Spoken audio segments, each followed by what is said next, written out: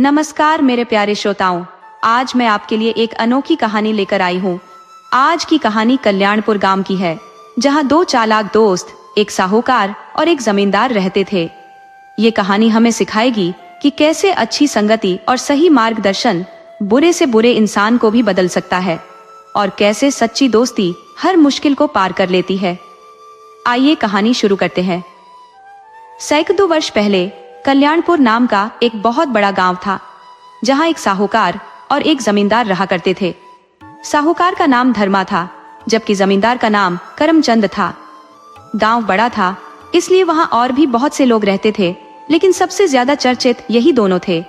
वे दोनों आपस में गहरे मित्र थे और दोनों ही बड़े धूर्त थे। जमींदार मजदूरों से काम कराकर उन्हें आधी मजदूरी ही देता था, जबकि साहूकार किसी को भी शुद्ध सामान नहीं बेचता था। वह हर चीज में मिलावट करता था और मिलावटी सामान को भी ऊंची कीमत पर बेचता था। उसकी बातें इतनी मीठी होती थी कि गांव वाले उसकी बातों में आ जाते थे और वह उन्हें बहला फुसलाकर बेवकूफ बनाता और खूब लूटता था। वह मेहनती किसानों की गाढ़ी कमाई को मुफ्त में ठग लेता था। जमींदार और साहूकार में बहुत पक्की दोस्ती थी। जब भी वे एक साथ बैठते तो गांव वालों को लूटने और परेशान करने की नई नई तरकीबें सोचते थे। वे गांव वालों को मुसीबत में डालकर बहुत खुश होते थे। गांव का हर कोई उनकी चाल को नहीं समझ पाता था, लेकिन कुछ समझदार लोग थे जो उनकी धूर्तता को जानते थे। साहूकार का विवाह हो चुका था, जबकि जमींदार विधुर था। उसकी पत्नी 3 साल पहले गुजर चुकी थी। जमींदार अभी नया था, उसकी उम्र कोई 30 साल की थी। उसकी पत्नी प्रसव के दौरान गुजर गई थी और जच्चा बच्चा में से कोई नहीं बच पाया था। दुखी होकर जमींदार ने 3 साल तक विवाह नहीं किया था, लेकिन अपने मित्र साहूकार के समझाने पर वह तैयार हो गया था। साहूकार ने समझाया था, यह जिंदगी किसी एक को लेकर बैठे रहने से नहीं गुजरती। मरने वाले चले जाते हैं, लेकिन हम तो उनके साथ नहीं मर सकते। कौन देखता है कि मरने वाले स्वर्ग का आनंद ले रहे हैं या कष्ट भोग रहे हैं। जब हम उन्हें फिर कभी देख ही नहीं सकते, तो उनके लिए दुखी होकर क्या मरना। 4 दिन की जिंदगी है, हंसते खेलते गुजार लो। तुम दूसरा विवाह कर डालो। तुम जमींदार हो, कोई मामूली आदमी नहीं हो। तुम्हारे इशारे पर ही लड़की वालों की लाइन लग जाएगी। तुम उसी में से किसी को पसंद कर विवाह कर लेना। अपने मित्र साहूकार के समझाने पर जमींदार तैयार हो गया, तो साहूकार ने ही जमींदार के विवाह की मध्यस्थता की। साहूकार का ससुराल मूसली गांव में था, जहां डेला सिंह नाम के एक जमींदार रहा करते थे। वह बहुत ही नेक दिल इंसान थे और उनकी पत्नी बहुत धार्मिक थी। उनकी एक बेटी थी जिसका नाम शांति था। वह अपनी मां पर गई थी और हमेशा पूजा पाठ में लगी रहती थी। वह बहुत दयालु थी और किसी को कष्ट में नहीं देख सकती थी। वह मांगने वालों को तो अपना खाना भी दे देती थी। अब वह विवाह योग्य हो चुकी थी और जमींदार ढेला सिंह अपनी बेटी के लिए एक अच्छा लड़का खोज रहे थे। उधर साहूकार अपने ससुराल गया हुआ था, जहां उसकी मुलाकात ढीला सिंह से हो गई। तब जमींदार ढेला सिंह ने कहा, साहूकार जी, आपका बहुत से गांवों में आना जाना लगा रहता है। आप अनाज के खरीदार हैं, तो जमींदारों के पास भी जाते होंगे। आप कोई ऐसे जमींदार का पता बताइए जो बहुत धार्मिक हो, दयावान हो और अपने किसानों पर कोई जुल्म न करता हो। वह स्वभाव का संत हो। हमारी बेटी शांति बिल्कुल साध्वी है, उसी का विवाह करना है। साहूकार बोला, जमींदार साहब, हमारे एक मित्र हैं करमचंद, एकदम संत आदमी है। वैसा साधु आदमी तो कोई साधु भी नहीं हो सकता। वह अपने किसानों के दुख दर्द पर फूट फूट कर रोने लगते हैं। आप इसी से अंदाजा लगा सकते हैं कि उनका दिल कितना कोमल है। वह आपकी बेटी शांति के लिए ही बने हैं और उनकी उम्र भी कोई ज्यादा नहीं है। अभी पिछले सावन महीने में 20 साल पूरे किए हैं। एकदम छोटे बच्चे जैसा उनका स्वभाव है। आप देखेंगे तो उनके कायल हो जाएंगे। डेला सिंह बोले, साहूकार, आप उनसे हमारी बेटी के विवाह के विषय में बात चलाओ, बल्कि विवाह करा ही दो। विवाह हो जाने पर हम आपको भी बहुत इनाम देंगे। वैसे भी आप हमारे गांव के दामाद हैं, तो आपका इनाम तो बनता ही है। साहूकार बोला, ना ना जमींदार साहब, इस तरह के अवसर पर उपहार लेकर तो हम पाप के भागीदार बन जाएंगे। 2 साधु दिलों को मिलाने में किसी उपहार की क्या जरूरत है। आपको कोई विशेष दान दहेज भी नहीं देना पड़ेगा। जमींदार करमचंद को तो कुछ भी नहीं देना है। हाँ, आप अपनी बेटी को जितना देना होगा दे देना। खाली हाथ बेटी कैसे भेज सकते हो?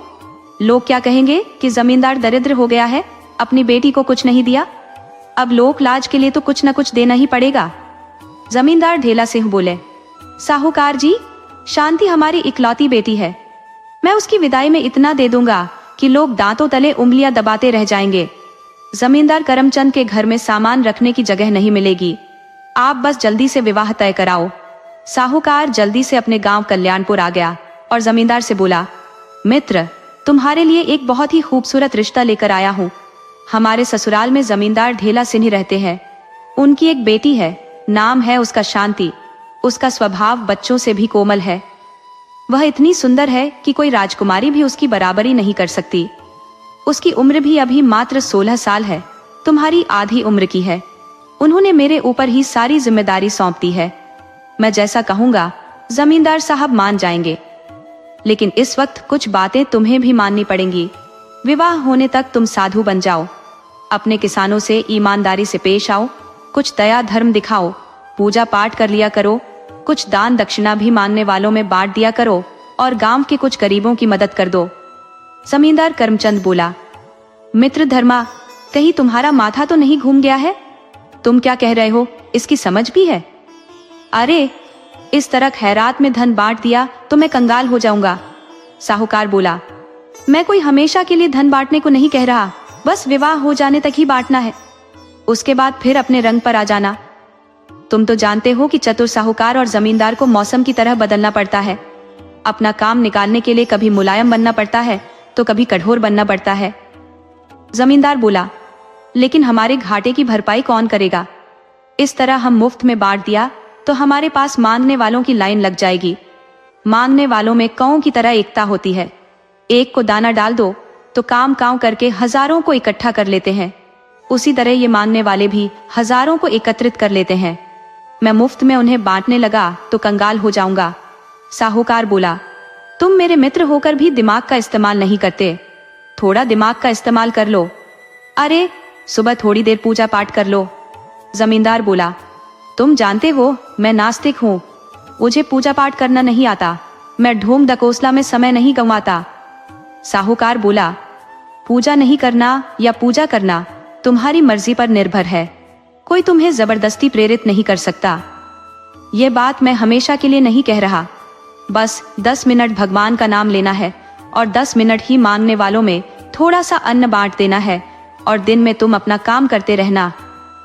जो मांगने वाला कुछ पा गया वह खुश होकर चला जाएगा और जो कुछ नहीं पाया उसे कल बुला लेना, हम भी उसमें मदद कर देंगे।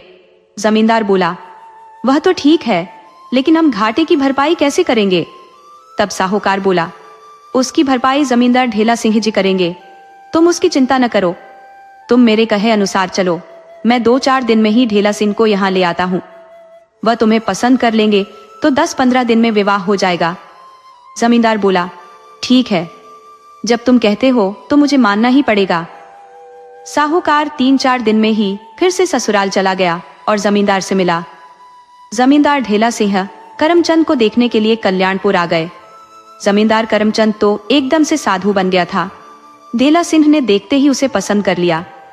1 सप्ताह में ही जमींदार करमचंद का विवाह हो गया और शांति करमचंद की पत्नी बनकर आ गई। शांति अपने स्वभाव का पति पाकर बहुत खुश हुई। वह बहुत ज्यादा पूजा पाठ करने वाली थी और दान पुण्य भी किया करती थी, तो ससुराल में भी उसे मौका मिल गया। वह पूजा के बाद मांगने वालों को बुलाकर दान पुण्य करने लगी।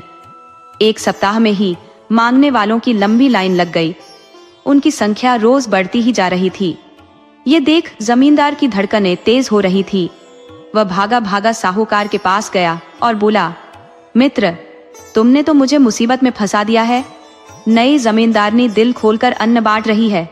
मांगने वाले रोज बाढ़ की तरह बढ़ रहे हैं। कल तक जो मेरे दरवाजे के पास आने से खौफ खाते थे, आज बड़ी शान से छाती चौड़ी कर जमींदारनी से धौंस के साथ भीख मांग रहे हैं और मैं नई जमींदारनी के आगे असहाय हो गया हूँ।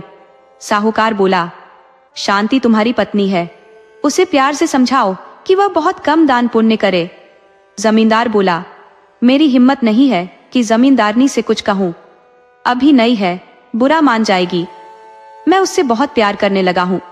मैं जानता हूँ कि वह बहुत कोमल है, एक डांट भी बर्दाश्त नहीं कर पाएगी, उसका दिल टूट जाएगा। तुम कोई दूसरा रास्ता निकालो या खुद चलकर उसे समझाओ, साहूकार बोला। मित्र, मैं भला जमींदारनी को कैसे समझा सकता हूँ? वह तुम्हारी पत्नी है। किसी भी स्त्री को उसके भाई, बंधु, गुरुजन या फिर पति ही समझा सकता है, दूसरा उसे नहीं समझा सकता। ये मर्यादा के खिलाफ है। तुम खुद प्रयास करो। मांगने वालों को तो तुम अपने लठैतों से पिटवा सकते हो। अरे, हमारे गांव में मांगने वाले हैं नहीं, वे मैनीपुर से आ रहे हैं। रास्ते में जंगल है, तुम जंगल में ही कुछ मांगने वालों के सिर फुड़वा दो। साले इस गांव की तरफ कभी देखेंगे ही नहीं। बाप का राज समझ ली है, मुंह उठाकर चले आ रहे हैं। जमींदार को समझ में आ गया कि अब क्या करना है। उसने लठैतों को तैयार किया और कुछ पैसा देकर बोला, कल सुबह जंगल के रास्ते में मांगने वालों की खूब पिटाई कर दो। ससुरे इधर आने नहीं पाए। जमींदार ने लठैतों को बहुत पैसा भी दिया। अब क्या था, लठैतों ने जंगल में डेरा जमा दिया और दूसरे गांव से आ रहे मांगने वालों को खूब मारा पीटा। वे जान बचाकर भाग गए। मार खाते ही वे समझ गए कि यह काम जमींदार का है, जिसने जिंदगी में किसी को एक मुट्ठी अन्न नहीं दिया। जमींदारने की वजह से एक आध सप्ताह कुछ मिल गया, लेकिन जमींदार ने पिटवा कर सब वसूल लिया। मांगने वालों ने अब कल्याणपुर आना बंद कर दिया। अचानक से मांगने वालों का गायब हो जाना जमींदारने की समझ में नहीं आया, लेकिन वह चतुर थी। वह जमींदार की हर एक गतिविधि पर नजर रखने लगी। उसने देखा कि जमींदार रोज स्नान भी नहीं कर रहा और पूजा पाठ भी नहीं करता, तो उसे शंका होने लगी कि यह तो नास्तिक है, दिखावे के लिए ढोंग कर रहा है। मैं यह कहाँ आकर फंस गई? शायद जमींदार ने ही मानने वालों को मना कर दिया है।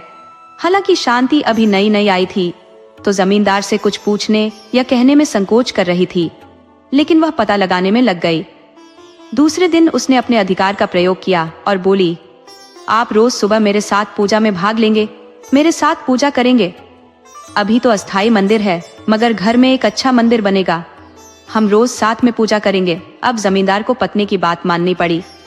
जमींदार किसी तरह मुश्किल से तैयार होकर पूजा में लग गया, मगर उसका मन पूजा में नहीं लगता था। एक दिन जमींदारनी ने अपनी नौकरानी से जमींदार के विषय में पूछ लिया, तो वह कुछ नहीं बोली, बस रोने लगी। जमींदार ने बोली, तेरे ये दर्द के आंसू हैं, मैं समझ रही हूं, लेकिन तुम्हें यह दर्द किसने दिया है? तुम मुझे बिना झिझक के बताओ। तब नौकरानी बोली, मुझे क्यों मरवाने पर तुली हो? अगर जमींदार साहब को पता चल गया कि मैंने आपसे उनके विषय में कुछ कहा है, तो वह मेरी जान ले लेंगे, मेरे बाल बच्चों और पति को पिटवा कर गांव से बाहर करा देंगे। जमींदारनी बोली, कुछ नहीं होगा, मैं तेरे साथ हूं, तुम पर कोई आंच नहीं आएगी। तुम साफ साफ बताओ कि तेरे आंख में ये आंसू क्यों है? तब नौकरानी बताई, आप जो इस वक्त जमींदार साहब को देख रही है, जमींदार साहब वह नहीं है। जमींदार साहब एक जालिम आदमी है, ये घोर नास्तिक है। यह मजदूरों और कामगारों के दुश्मन है, सबका खून चूसते हैं। इनका सलाहकार धर्मा साहूकार है, जो एक नंबर का धूर्त है। वह खुल्लम खुल्ला लुटाई करता है, मगर उसे डांटने या बोलने की किसी में हिम्मत ही नहीं है, क्योंकि वह जमींदार साहब का मित्र है। जमींदार के लठैत मारकर किसी की भी हड्डी पसली एक कर सकते हैं। जमींदारनी बोली, नौकरानी, मैं तुम्हारी बात ठीक से समझी नहीं कि जमींदार साहब किस तरह गरीबों का खून चूसते हैं, मुझे साफ साफ समझाओ। तब नौकरानी बोली, मालकिन, जमींदार साहब तय मजदूरी में से आधा काट लेते हैं। वह किसी को भी पूरी मजदूरी नहीं देते, जबकि काम अधिक लेते हैं। मजदूरी इतनी कम है कि आदमी अपना खुद का पेट नहीं भर सकता। आधा सेर अन्न में आदमी अपना पेट भरे या बच्चों का, जबकि यहाँ की तय मजदूरी 2 सेर है। आपको नहीं पता कि जमींदार साहब किसी को एक मुट्ठी भी अन्न नहीं देते। उन्होंने ही मांगने वालों को लाठी से पिटवाकर भगा दिया है। जमींदार की नजर भी बहुत बुरी है। वह कई स्त्रियों पर भी बुरी नजर रख चुके हैं और कई को अपना शिकार भी बनाया है, मगर गरीब घर की स्त्रियां लोक लाज के भय से और जमींदार के खौफ से मौन रह गई हैं। अब जब से आप आ गई हैं, तो स्त्रियों में भय कम हो गया है। जमींदारनी बोली, अब तुम जाओ, अपने काम में लग जाओ। घर जाते वक्त अपनी जरूरत के अनुसार अन्न ले जाना, कम से कम 5 सेर रोज ले जाना। तुम मुझसे ले लेना, जमींदार से मांगने की जरूरत नहीं है। सदा शांत रहने वाली जमींदारनी के तेवर काफी गर्म हो गए थे। वह जमींदार के घर में आने का इंतजार करने लगी। शाम के वक्त जब जमींदार घर में आया तो वह उबल पड़ी, धोखेबाज, मक्कार, बूढ़े, तुमने मुझे धोखा दिया है। तुम बहुत बड़े नास्तिक हो, आवारा हो, लंपट हो, पहले से विवाहित रहे हो। मुझे लगता है तुम्हारी बदमाशियों से तंग आकर तुम्हारी पहली पत्नी ने जान दे दी थी और अब मैं भी तुम्हारे संग नहीं रहने वाली। साहूकार ने मेरी जिंदगी बर्बाद करा दी। अब मैं जीना नहीं चाहती। मैं आंगन के कुएं में कूद कर जान दे दूंगी। मुझे अब जीना नहीं है। मैं किसी बूढ़े के साथ नहीं रह सकती। पत्नी की बात सुनकर जमींदार के पसीने छूट रहे थे। उसे समझ नहीं आ रहा था कि उसके विषय में यह जान कैसे गई। अभी तो उसे आए हुए 1 माह ही हुए थे, मगर इतने समय में जमींदार पत्नी का दीवाना हो गया था। शांति बहुत ही खूबसूरत थी। उसे जमींदार अब किसी कीमत पर खोना नहीं चाहता था और वह बागी बन गई थी। जमींदार बोला, भाग्यवान, ये तुम्हें क्या हो गया है? तुम्हें किसने भड़का दिया है? भला मैं धोखेबाज कैसे हो सकता हूँ? मैंने कोई गलती की ही नहीं है। स्त्री बोली, मुझसे बात मत करो। मैं धोखेबाजों से बात नहीं करना चाहती। मुझे अब जीना नहीं है। आज मैं मर के दिखा दूंगी। जमींदार बोला, भगवान के लिए ऐसा गजब मत करो। मैं भी मर जाऊंगा। मैं तो बस तुम्हें देखकर जी रहा हूँ। तुम इस घर की चांदनी हो। रोशनी खत्म होते ही अंधेरा हो जाएगा। स्त्री बोली, मुझे किसी की चिकनी चुपड़ी बातें पसंद नहीं। मैं आस्तिक हूँ और तुम नास्तिक। हमारा और तुम्हारा विचार मिल ही नहीं सकता। तुम्हारी उम्र भी मेरे से 2 गुनी है। तुमने मेरे मन और तन दोनों पर अतिक्रमण किया है। जमींदार बोला, भाग्यवान, तुम मेरी पत्नी हो और बातों के तीर चलाकर मुझे घायल कर रही हो। तुम साफ साफ कहो कि चाहती क्या हो। तुम इस घर की मालकिन हो, जमींदारनी हो। तुम्हें मेरी कार्यशैली पसंद नहीं आ रही तो तुम अपने अनुसार काम करो। तुम ही कहो कि मैं क्या करूं। मुझसे कौन सी गलती हो रही है, उसे सुधार लूंगा। स्त्री बोली, अब आपको मेरी बात माननी पड़ेगी, तभी मैं जिंदा रह पाऊंगी, वरना मैं जान दे दूंगी। आप पहले मंदिर बनवाओ, मेरे साथ पूजा करो, मांगने वालों को दान दक्षिणा दो, मजदूरों को उचित मजदूरी दो। वे भी इंसान है, कोई जानवर नहीं। वे अपने बाल बच्चे, पत्नी को छोड़कर इस उम्मीद से दिन भर खेत में काम करते हैं कि उन्हें और उनके बच्चों का पेट भर जाएगा, लेकिन आप उनके खुद के पेट भरने को अनाज नहीं देते। आपको इंसान से तो कोई भय नहीं है, लेकिन आप उस साहूकार के बहकावे में इतना अंधा हो गए हो कि भगवान से भी आपको डर नहीं लगता। क्या करोगे इस पाप की कमाई का? कौन है इसको खाने वाला? आप जानबूझकर गरीबों की आह ले रहे हो। आप नहीं जानते कि भगवान के घर देर है, अंधेर नहीं है। जिस दिन उनकी लाठी चल गई तो सड़क पर आ जाओगे, आपको कोई भिक्षा भी नहीं देगा। जमींदार बोला, भाग्यवान, मुझसे गलती हो गई है। मुझे कोई समझाने वाला नहीं था, मुझे गलत संगत लग गई थी। साहूकार ने मेरा दिमाग खराब कर दिया था, लेकिन अब मैं साहूकार से कोई मतलब नहीं रखूंगा। अब आज से तुम जो कहोगी मैं वही करूंगा। तुम ही इस घर की मालकिन हो, तुम्हारा आदेश ही सर्वोपरि होगा। मैं उतना ही करूंगा जो तुम कहोगी। जमींदारनी बोली, ठीक है, कहते हो तो 1 माह तक और देख लेती हूँ, मगर ध्यान रखना, जहां अपनी मनमानी शुरू की, समझ लो मुझसे नहीं मिल पाओगे। जमींदार ने पत्नी के सामने आत्मसमर्पण कर दिया तो जमींदारनी ने सारा कार्य अपने हाथ में ले लिया। उसने साहूकार और जमींदार के मिलने पर प्रतिबंध लगा दिया और गांव वालों को साहूकार के खिलाफ भड़काने लगी। साहूकार का विरोध गांव में शुरू हो गया। गांव के मजदूर जब जमींदारनी से ज्यादा अन्न पाने लगे तो उन्हें साहूकार के यहाँ उधारे लेने की जरूरत ही नहीं पड़ी। जमींदारनी ने मजदूरों से कह दिया था कि उधारी लेने की तुम लोगों को जरूरत ही नहीं है। तुम्हें चाहिए तो आगे के 1 माह का अन्न 1 मुश्त मिल जाएगा, तुम लोग उसे काम करके पूरा कर देना। साहूकार ज्यादातर मजदूरों पर ही निर्भर था। सभी मजदूर उससे बंधे थे। पैसे वाले तो दूसरी जगह से सामान खरीद लेते थे, वे साहूकार से बंधे नहीं थे। साहूकार का जब विरोध होने लगा तो वह भागकर जमींदार के पास गया, लेकिन जमींदार ने उससे मिलने से मना कर दिया। वह अपनी पत्नी को नाराज नहीं करना चाहता था। जमींदारनी ने तो नौकरानी से कहलवा दिया कि वह फिर कभी जमींदार की हवेली में ना आए।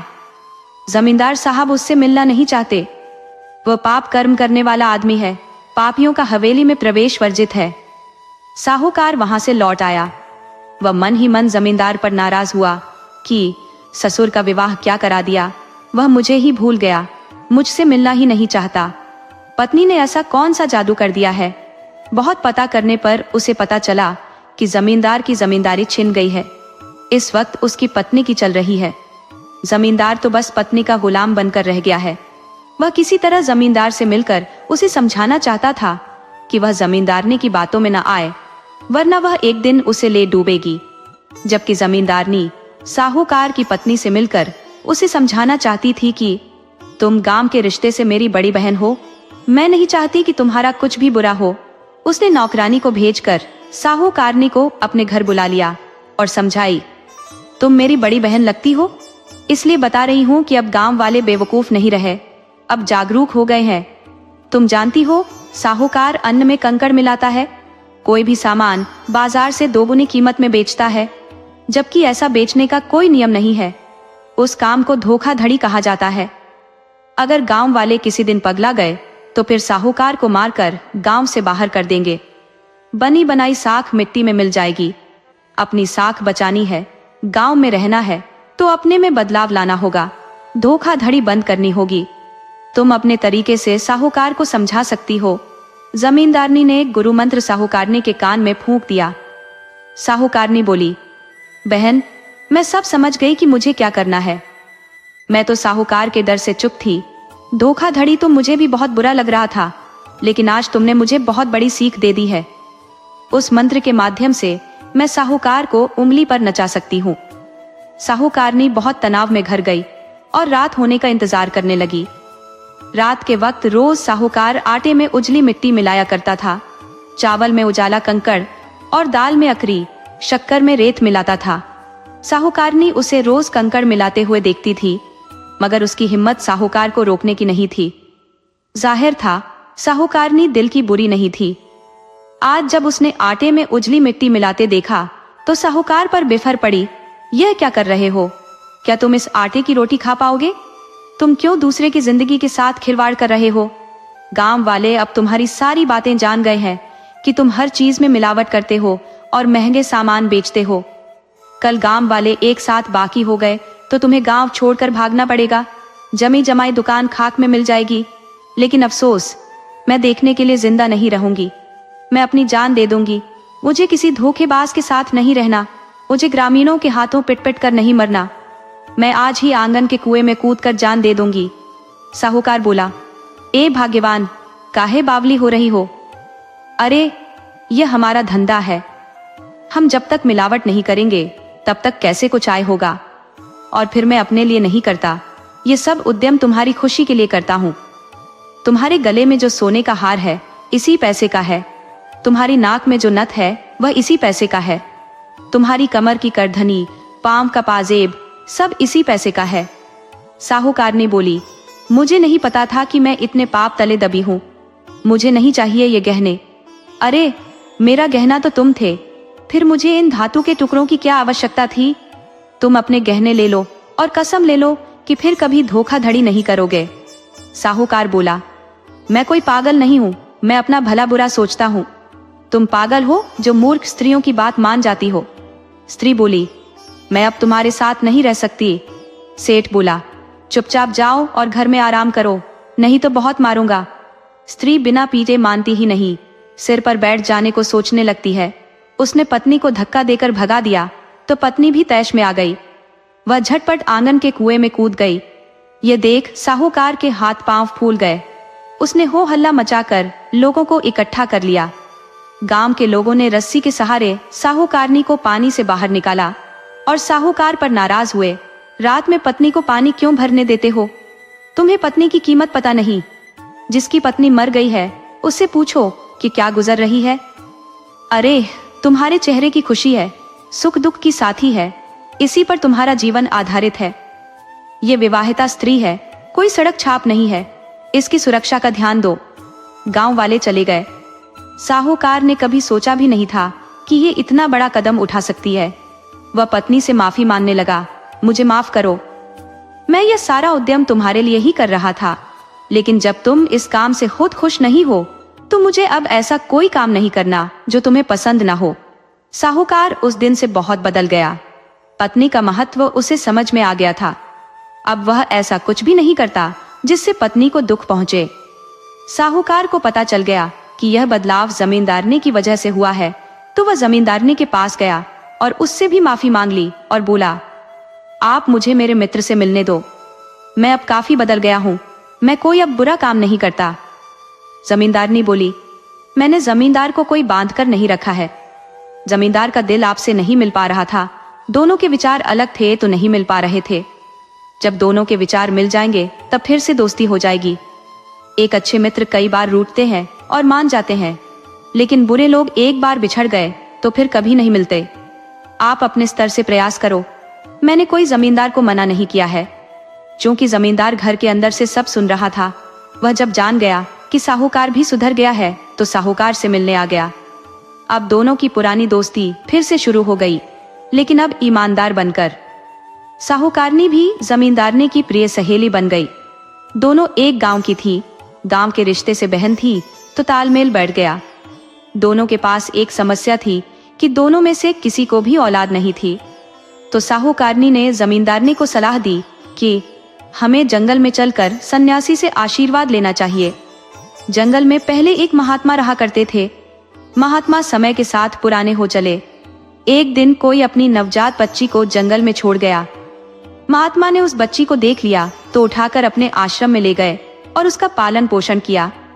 समय के अनुसार महात्मा जी ने शरीर छोड़ दिया। वह लड़की अब सयानी हो चली थी। उसने महात्मा का स्थान ग्रहण कर लिया और सन्यासिनी बन गई। वह एक सिद्ध सन्यासिनी थी। उसके आशीर्वाद से कई राजाओं के महल में किलकारियां गूंज गई थी। तो साहूकारनी जमींदारनी को सन्यासिनी से मिलने को प्रेरित कर रही थी। आखिर एक दिन दोनों मौका देख जंगल में गई और सन्यासिनी से मिली। सन्यासिनी ने दोनों की बात सुनी और फिर उन्हें 2 फूल दिए। दोनों से बोली, इस फूल को ले जाकर पूजा घर में रख देना। सुबह में स्नान ध्यान के बाद अपनी कुलदेवी को याद करते हुए फूल को खा लेना। दोनों को एक एक पुत्र की प्राप्ति हो जाएगी। हाँ, फूल ले जाते वक्त बहुत सावधानी बरतना। इसे जमीन पर मत रखना।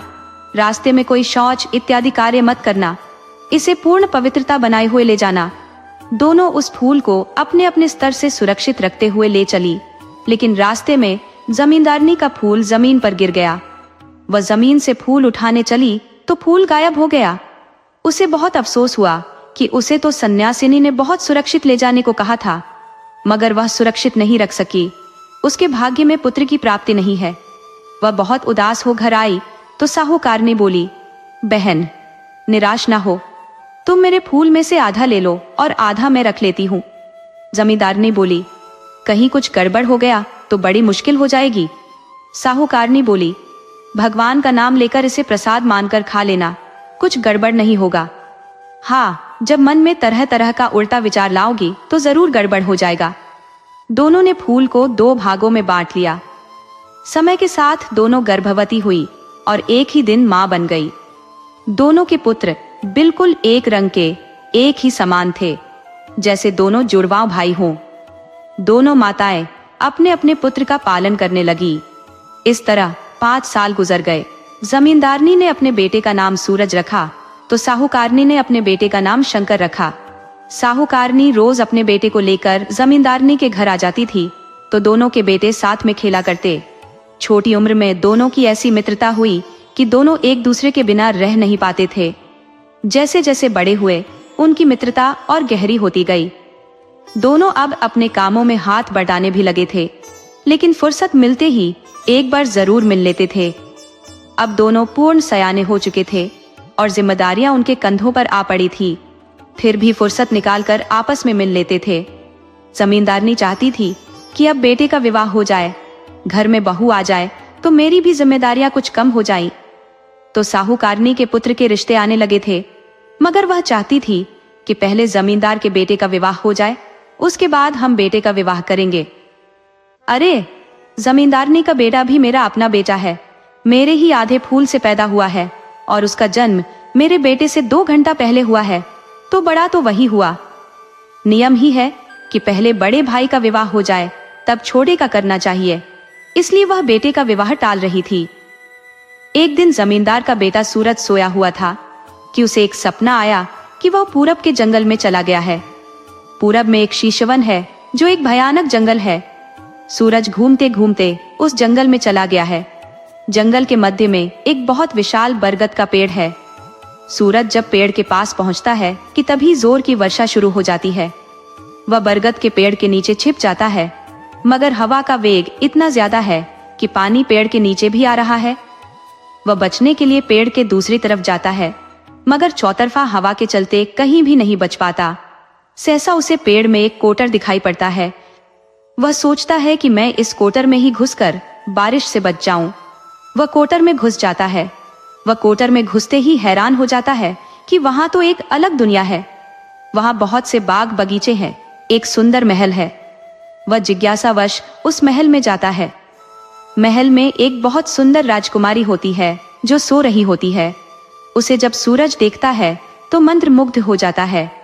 वह सुध बुद्ध खो देता है और राजकुमारी का आलिंगन करने लगता है, लेकिन यह कार्य राजकुमारी को बुरा लगता है। राजकुमारी ताली बजाती है तो बहुत सी कुंवारी लड़कियां आ जाती हैं, जो उस राजकुमारी की सैनिक है। वे सूरज को गिरफ्तार कर लेती है। अभी इतना ही ख्वाब देख पाता है कि सूरज की नींद टूट जाती है। वह अपने सपने पर हैरान होता है कि भला ऐसा भी कहीं होता है। कहीं पेड़ के अंदर भी कोई दुनिया हो सकती है, कोई नगर हो सकता है। वह सपने को एक सपना समझकर भूल गया, लेकिन दूसरे दिन रात में भी फिर वही सपना आया। उसने अपने मित्र शंकर को बताया तो शंकर बोला, भाई, सपना सिर्फ एक सपना होता है, वैसा कुछ हकीकत में नहीं होता। तुम कुछ उल्टा सीधा सोचते रहते हो, इसलिए तुम्हें उस तरह के सपने आते हैं। दिन के वक्त कठोर काम कर लिया करो, कभी सपने नहीं आएंगे। आदमी अर्ध निद्रा में रहता है तभी उसे सपने आते हैं। थका आदमी पूर्ण निद्रा में सो जाता है तो उसे सपने नहीं आते। सूरज ने उस दिन बहुत कड़ा मेहनत किया, लेकिन रात में फिर वही सपना आया।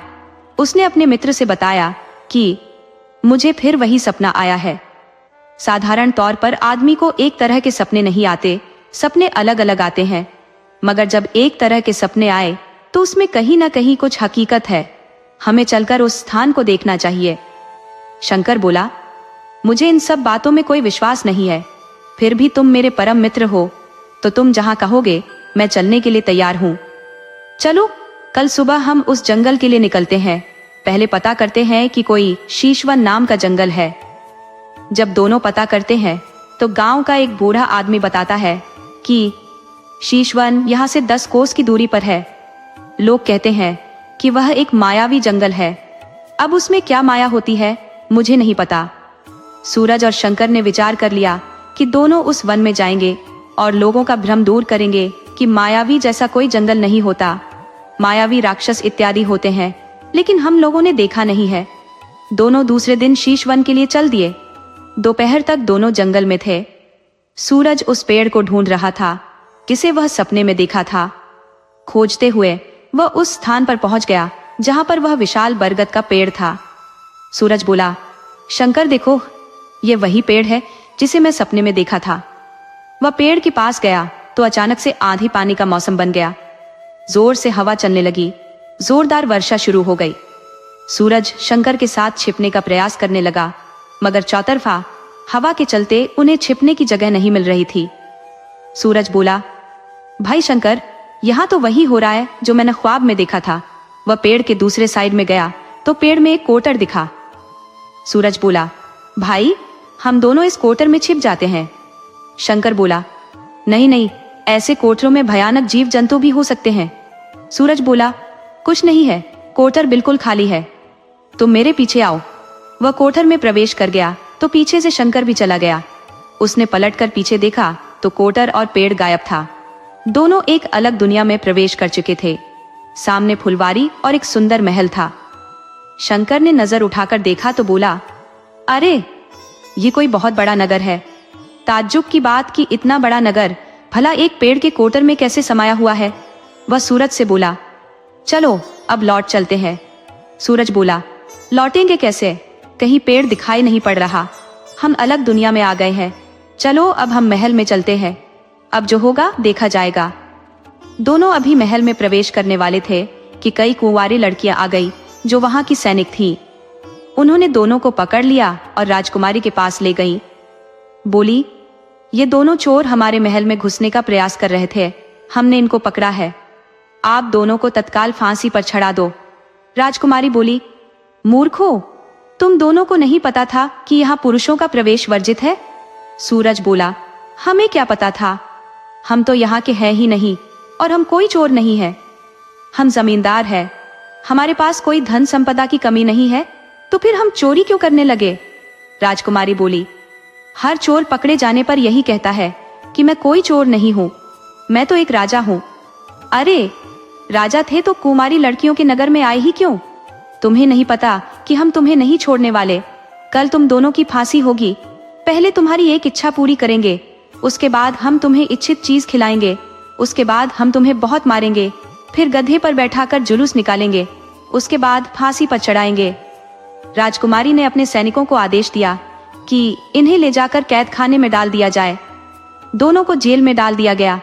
शंकर बोला, सूरज, मैं तेरी मूर्खता की वजह से आज यहाँ आकर फंस गया। अरे ये सब लड़कियां कोई नॉर्मल स्त्री नहीं है, ये सब की सब डायन है, ये धोखे से पुरुषों का शिकार करती है, जेल में डालती है और फिर धोखे से मार डालती है। मुझे अब जीवन की आशा नहीं दिख रही, तुम्हारे पागलपन ने हमारी जान मुश्किल में डाल दी है। क्या आराम से अपने घर रह रहे थे?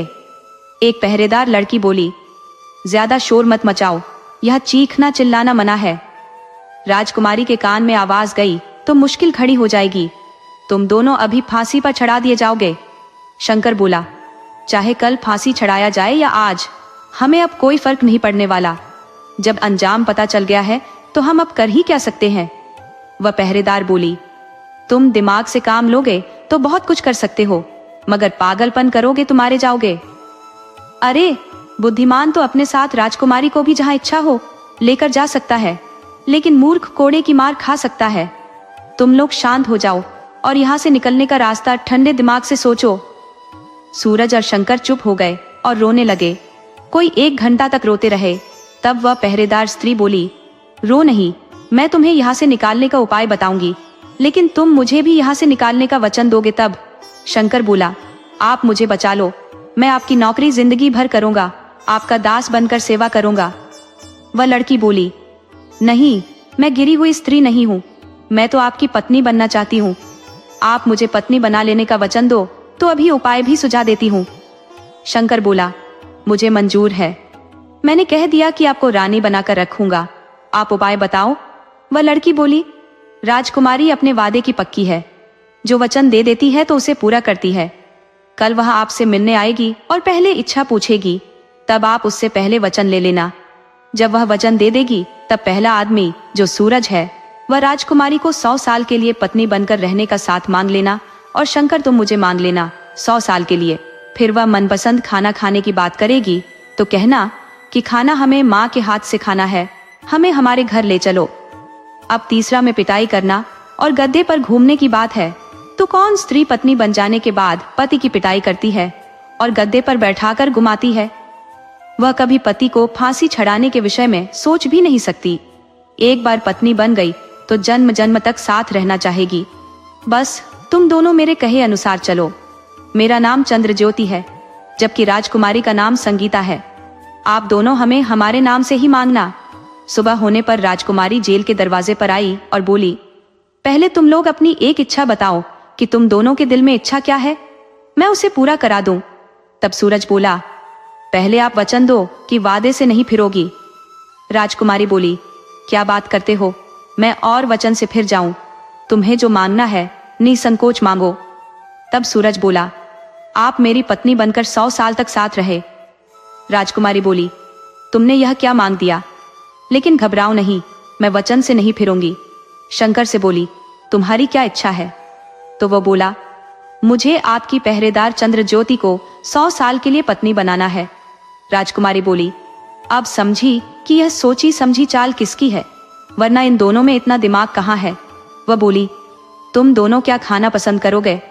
तब सूरज बोला, हम दोनों ही अपनी माँ के हाथ का बना पकौड़ा खाना पसंद करेंगे, वह भी अपने आंगन में बैठकर अपनी पत्नी के हाथों। राजकुमारी को क्योंकि 2 और शर्तें पूरी करनी थी, वह सूरज से बोली, तुम्हारी पिटाई करनी थी, गद्दे पर घुमाना था, मगर वह तो अब 100 साल बाद सोचा जाएगा। 100 साल के लिए मैं तुम्हारी पत्नी हूँ, और सच्ची पत्नी कभी अपने पति का अपमान नहीं करती। अब दोनों अपनी आंखें बंद करो, हम अब तुम्हारे घर चलते हैं।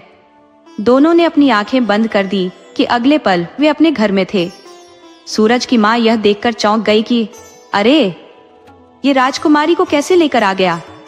तब राजकुमारी बोली, मैं मद्र देश की राजकुमारी हूँ, इन्होंने मुझे स्वयंवर में से जीत कर लाया है। माँ अपने बेटे पर बहुत खुश हुई। इस तरह सूरज राजकुमारी के साथ रहने लगा, तो शंकर की माँ भी अपने बेटे पर अचंभित थी। तब लड़की ने ही झूठ बताया कि मैं कायकस देश की राजकुमारी हूँ, ये मुझे पसंद आ गए तो मैंने वरण कर ली हूँ। इस तरह वो शंकर के साथ खुशी खुशी रहने लगी। इस कहानी से हमें यह सीख मिलती है कि नेक इरादे और सच्ची दोस्ती किसी भी मुश्किल को आसान बना सकती है और जीवन में खुशियां ला सकती है।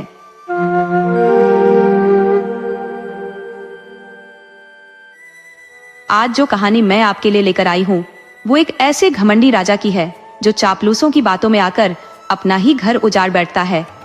ये कहानी है एक अच्छी रानी, एक धोखेबाज सौतन और एक ऐसे नौजवान की जिसे जंगल में सच्चा ज्ञान और सच्चा प्यार मिलता है। इस कहानी में आपको साजिश, धोखा, जादू और आखिर में न्याय की जीत देखने को मिलेगी। तो चलिए कहानी शुरू करते हैं। युगों पहले की बात है, रत्नपुर नाम का एक नगर था जो अपने समय का एक बहुत ही प्रसिद्ध नगर था। वहां के राजा थे प्रताप सिंह, जो बड़े ही घमंडी और कठोर स्वभाव के थे। इसीलिए प्रजा और राज दरबारी सब उनसे बहुत डरते थे, क्योंकि जिस पर भी राजा का गुस्सा आता उसे वो सीधा फांसी पर चढ़वा देते, और जिस पर मेहरबान हो जाते उसे इनामों से लाद देते और अपने राज दरबार में रख लेते। इसी वजह से उनके दरबार में चापलूसों की भीड़ लगी रहती थी। राजा को अब सही सलाह देने वाला कोई नहीं बचा था। राजा के मंत्री सत्यपाल बहुत भले आदमी थे, मगर राजा को सही सलाह देने की हिम्मत उनमें भी नहीं थी। राजा की रानी सुलक्षणा राजा के इस स्वभाव को जरा भी पसंद नहीं करती थी। उन्होंने कई बार राजा को समझाने की कोशिश की थी, महाराज, आप इन चापलूसों से घिरे मत रहिए, ये लोग आपके लिए बहुत खतरनाक साबित हो सकते हैं। आप सिर्फ अच्छे लोगों से ही सलाह लीजिए, वही आपको सही राह दिखाएंगे। आपके मंत्री सत्यपाल को छोड़कर बाकी सब तो बस नौटंकी करने वाले हैं। राजा रानी की बात सुनकर चिढ़ जाता और कहता, सत्यपाल तो खुद निर्बल है और तुम एक लाचार औरत। मैंने तुम्हें अपनी महारानी क्या बना दिया? तुम तो सिर पर ही बैठने की कोशिश कर रही हो। अगर तुम महारानी नहीं होती तो राजा से ऊंची आवाज में बात करने के जुर्म में तुम्हें जिंदा दीवार में चिनवा देता। लेकिन अफसोस है कि मैं ऐसा नहीं कर सकता, क्योंकि तुम सिर्फ मेरी रानी ही नहीं, राजकुमार और राजकुमारी की माँ भी हो। मैं अपने बच्चों को बिन माँ का नहीं करना चाहता, इसलिए तुम्हें सख्त चेतावनी देता हूँ कि आज के बाद राज दरबार के मामलों में दखल नहीं दोगी, वरना अंजाम बहुत बुरा होगा। रानी बोली, मुझे क्या पड़ी है कि इस नौटंकी का हिस्सा बनूं? मुझे इन भांडों की मंडली में शामिल नहीं होना। राजा रानी की बात सुनकर बहुत गुस्से में आ गया, मगर उसका सयाना राजकुमार और राजकुमारी भी तो बड़े हो चले थे। वो बच्चों के सामने रानी को कोई सजा नहीं दे सकता था। जाहिर था कि दोनों बच्चे अपनी माँ का नुकसान नहीं होने देना चाहते थे। वो राजा से बगावत कर देते। हो सकता था कि उस हाल में राजा की गद्दी भी चली जाती। राज दरबार के चापलूस भले ही राजा के पक्ष में थे, लेकिन प्रजा का एक भी आदमी राजा से खुश नहीं था। वो मंत्री सत्यपाल को और राजकुमार विजय को पसंद करते थे। राजा के जासूस इस बात को अच्छी तरह जानते थे और राजा को भी इस बात का अंदाजा था, मगर वो अहंकारी था। अहंकार दुनिया के सबसे बुरे रोगों में से एक है। किसी और रोग का रोगी तो खुद बीमार पड़ता है या मरता है, लेकिन अहंकार का रोगी तो अपने पूरे खानदान को ले डूबता है। राजा रानी पर बहुत नाराज होकर चला गया। उसने सोच लिया कि रानी को सबक सिखाना है, मगर दूसरे तरीके से। उसने अपने खास चापलूस धूर्तचंद को अपने सोने वाले कमरे में बुलाया और उससे बताया, रानी ने आज मेरा अपमान कर दिया है, मुझे भांड कह दिया है। मैं रानी को नुकसान पहुंचाए बिना ऐसा सबक सिखाना चाहता हूँ कि उसे जिंदगी भर याद रहे। चापलूस धूर्तचंद बोला, महाराज, छोटी मुंह से बड़ी बात कैसे कहूँ, लेकिन रानी को सबक सिखाना तो बहुत जरूरी है। आज रानी ने आपको भान कह दिया है, कल बकलोल कह सकती है। वो आपको लंपट, गुंडा, बदमाश कुछ भी कह सकती है। औरतों में यही तो एक कमी है कि जब नहीं बोलती है तो गाय बनी रहती है, लेकिन जब मुंह खोलती है तो पति के साथ साथ उसकी पीढ़ियों तक की कमियां गिना देती है। कुछ औरतें तो ऐसी होती है कि जब बोलना शुरू करती है तो रुकने का नाम ही नहीं लेती। राजा बोला, मैं तुमको भाषण देने के लिए नहीं बुलाया हूँ, उपाय पूछने के लिए बुलाया हूँ। तब धूर्तचंद बोला, महाराज, कहने में तो डर लगता है, पर कहना पड़ेगा। हमारे पास एक बहुत ही उम्दा उपाय है। हमारे पड़ोसी राज्य झटकापुर के राजा भूपेंद्र की एक राजकुमारी है जिसका नाम मोहिनी है। आप मोहिनी से ब्याह कर लीजिए। रानी को सबक सिखाने के लिए यही तरीका सबसे अच्छा है। राजा बोला, धूर्तचंद, ये मेरे लिए शायद ठीक नहीं रहेगा। अभी तो मेरे राजकुमार का ब्याह करना ही सही रहेगा। वो ब्याह के लायक हो गया है। चापलूस बोला, महाराज, कहने की हिम्मत तो नहीं है, पर आपका राजकुमार अभी बहुत छोटा है। 16 साल की उम्र भी कोई उम्र होती है? भला कोई गोद में खेल रहे बच्चे का ब्याह करता है? आपका राजकुमार तो अच्छा खाने पीने से जवान दिख रहा है, लेकिन उसे दुनियादारी की समझ कहाँ है? और फिर आपको रानी को सबक भी तो सिखाना है। राजा बोला, हाँ, मुझे सबसे पहले रानी को ही सबक सिखाना है, लेकिन भूपेंद्र अपनी राजकुमारी का ब्याह मेरे से नहीं करेगा, बल्कि मेरे राजकुमार से करना चाहेगा। उसने एक बार मुझसे बात भी की है कि अपने राजकुमार विजय का ब्याह मेरी राजकुमारी मोहिनी से कर दो। अब अगर मैं अपने ब्याह की बात चलाता हूँ तो यह तो सोचने वाली बात होगी। मेरी उम्र मेरे ब्याह के रास्ते में रुकावट बन सकती है। धूर्तचंद बोला, महाराज, माफ करना, पर आप सबसे ताकतवर राजा हो, और ताकतवर राजा अपनी पसंद की चीज मानते नहीं बल्कि छीन लेते हैं। आप जबरदस्ती राजकुमारी को उठा लाइए और ब्याह कीजिए। आप राजकुमारी को कोई नौकरानी बनाने के लिए नहीं ला रहे हो, बल्कि महारानी बनाने के लिए ला रहे हो। वो 1-2 रोज नखरे दिखाएगी, लेकिन जब बात को समझ जाएगी तो आपसे समझौता कर लेगी। धूर्तचंद की बात सुनकर राजा के मन में भी नई रानी की इच्छा जाग उठी। अपनी रानी से तो वो पहले से ही खफा था। घमंडी पुरुष, मूर्ख, शक्की और बेवकूफ औरत दूसरों के कान फूंकने से ही बहकते हैं। उनका खुद का अपना ज्ञान नहीं होता। राजा प्रताप सिंह को धूर्तचंद की बात जंच गई, तो उसने राजकुमारी मोहिनी को अगवा करने का मन बना लिया और अपने कुछ सैनिकों के साथ पहुंच गया झटकापुर रानी के तालाब के पास। उस तालाब में रोज रानी स्नान करती थी, उसके बाद राजकुमारी और फिर राज दरबार की बाकी सब औरतें। उस तालाब में कोई मर्द स्नान नहीं करता था, न ही उस तालाब के पास आता जाता था। झटकापुर के मर्द भी बड़े संयम वाले थे। उस तालाब के पास कोई पहरेदारी नहीं थी, फिर भी मर्द उस तालाब के पास नहीं जाते थे। इस बात की जानकारी राजा प्रताप सिंह ने पहले ही लगा ली थी, तो वो तालाब के पास एक झाड़ी में छिप गया था। सबसे पहले रानी आई और स्नान करके अपनी दासियों के साथ निकल गई। उसके बाद राजकुमारी मोहिनी आई और स्नान करके दासियों के साथ तालाब के पास लगी फुलवारी से फूल तोड़ने लगी। वो फूल तोड़ लेने के बाद वापस महल की तरफ चल दी कि पास की झाड़ी में छुपा राजा प्रताप सिंह झाड़ी से बाहर निकल आया और झपट्टा मारकर राजकुमारी मोहिनी को पकड़ लिया और अपने घोड़े पर बिठाकर अपने सैनिकों के साथ भाग चला। राजकुमारी की दासियों ने भागकर इस बात की खबर राजा भूपेंद्र को दी, तो भूपेंद्र का माथा चकरा गया।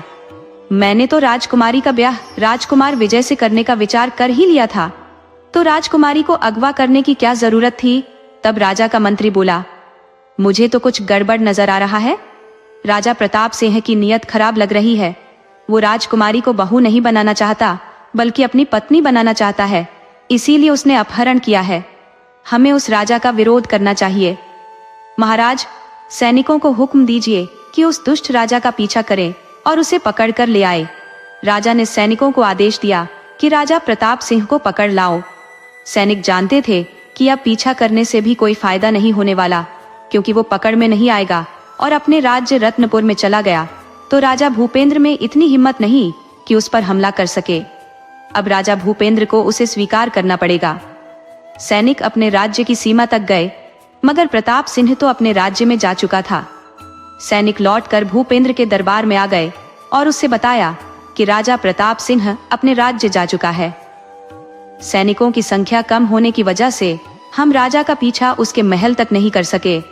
अगर आपकी इजाजत हो तो हम राजा पर जल्द से जल्द हमला करने की योजना बनाए। राजा बोला, हमें इस पर विचार करना होगा। हमें और राजाओं से मदद लेनी होगी। अकेले प्रताप सिंह को हराना मुमकिन नहीं।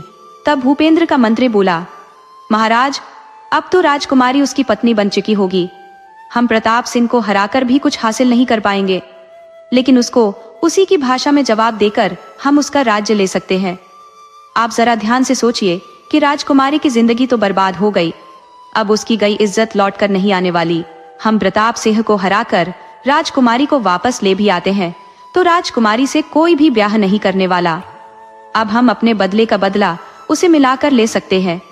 हम उसे विश्वास में लेकर मारेंगे और हमारा अब एक ही मकसद होना चाहिए कि किसी तरह रत्नपुर को अपने अधिकार में लेना। भूपेंद्र को मंत्री का सुझाव अच्छा लगा। उसने दूसरे दिन ही प्रताप सिंह के पास संदेशा भिजवा दिया, महाराज, आपको इस तरह चोर की तरह भागने की क्या जरूरत थी? आप हुक्म करते तो हम राजकुमारी को खुशी खुशी दे देते। चलो, हम राजकुमारी को खुशी खुशी आपके सुपुर्द करते हैं। अब आप हमारे रिश्तेदार हो। जब यह चिट्ठी राजा प्रताप सिंह को मिली तो वो खुशी से झूम उठा, क्योंकि जब से वो राजकुमारी मोहिनी को हरण करके लाया था वो तब से रो रही थी। मगर जब राजा ने चिट्ठी दिखाई तो वो खामोश हो गई और चिट्ठी को उलटकर पढ़ी तो उसके दिमाग में आ गया कि अब उसे क्या करना है। उस चिट्ठी में ही 2 शब्दों में सब कुछ कह दिया गया था। राजकुमारी उस बात को समझ गई थी तो वो राजा से ब्याह को तैयार हो गई, मगर एक शर्त पर कि महारानी वहीं रहेगी। राजा बड़ी रानी की नहीं, उसकी सुनेगा। अगर आने वाले समय में कोई राजा होगा तो वो हमारा ही बेटा होगा।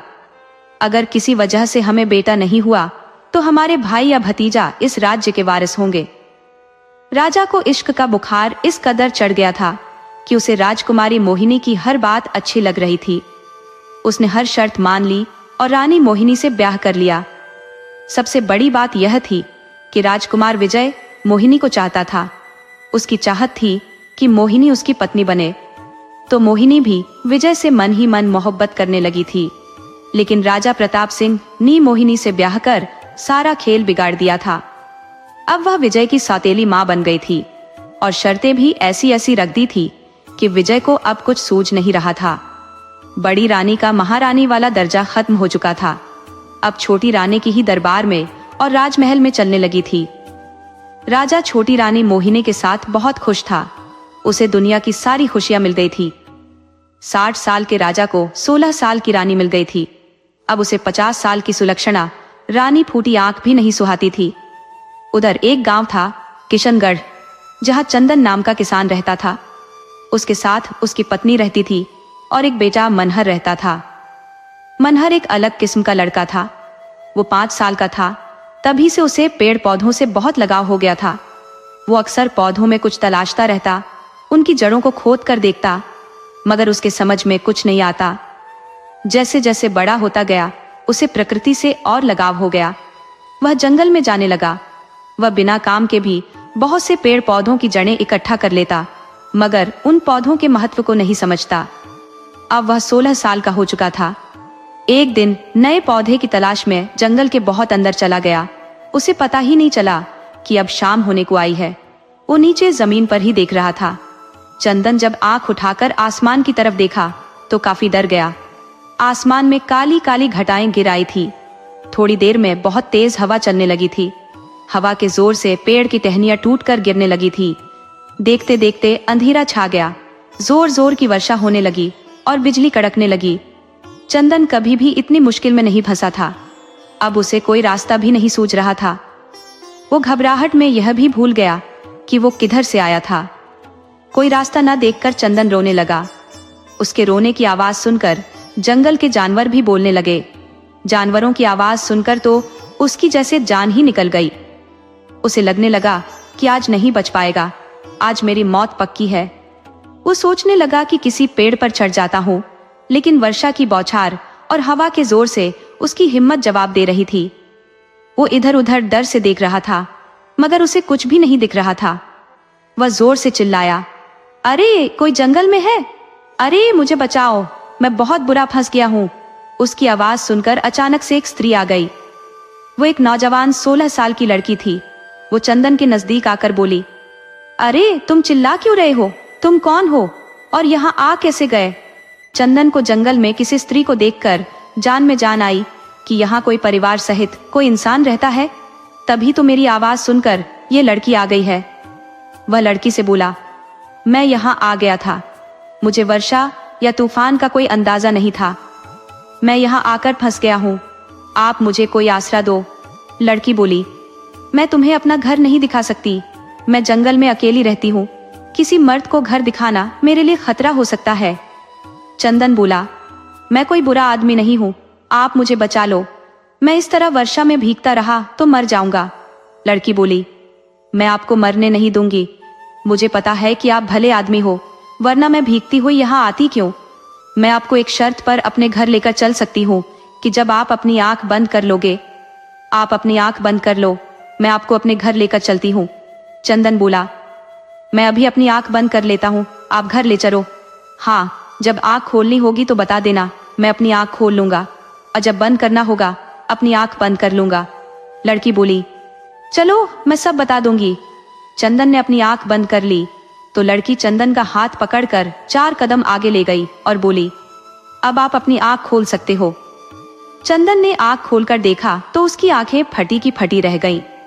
वह एक बहुत सुंदर घर में पहुंच चुका था। लड़की बोली, हमारे पास कुछ वस्त्र है, आप उसे पहन लो और भीगे कपड़े बदल लो। चंदन बोला, मैं भला औरत का कपड़ा कैसे पहन सकता हूँ? लड़की बोली, मैं आपको कोई अपना कपड़ा पहनने को नहीं दे रही, बल्कि मर्द का कपड़ा दे रही हूँ।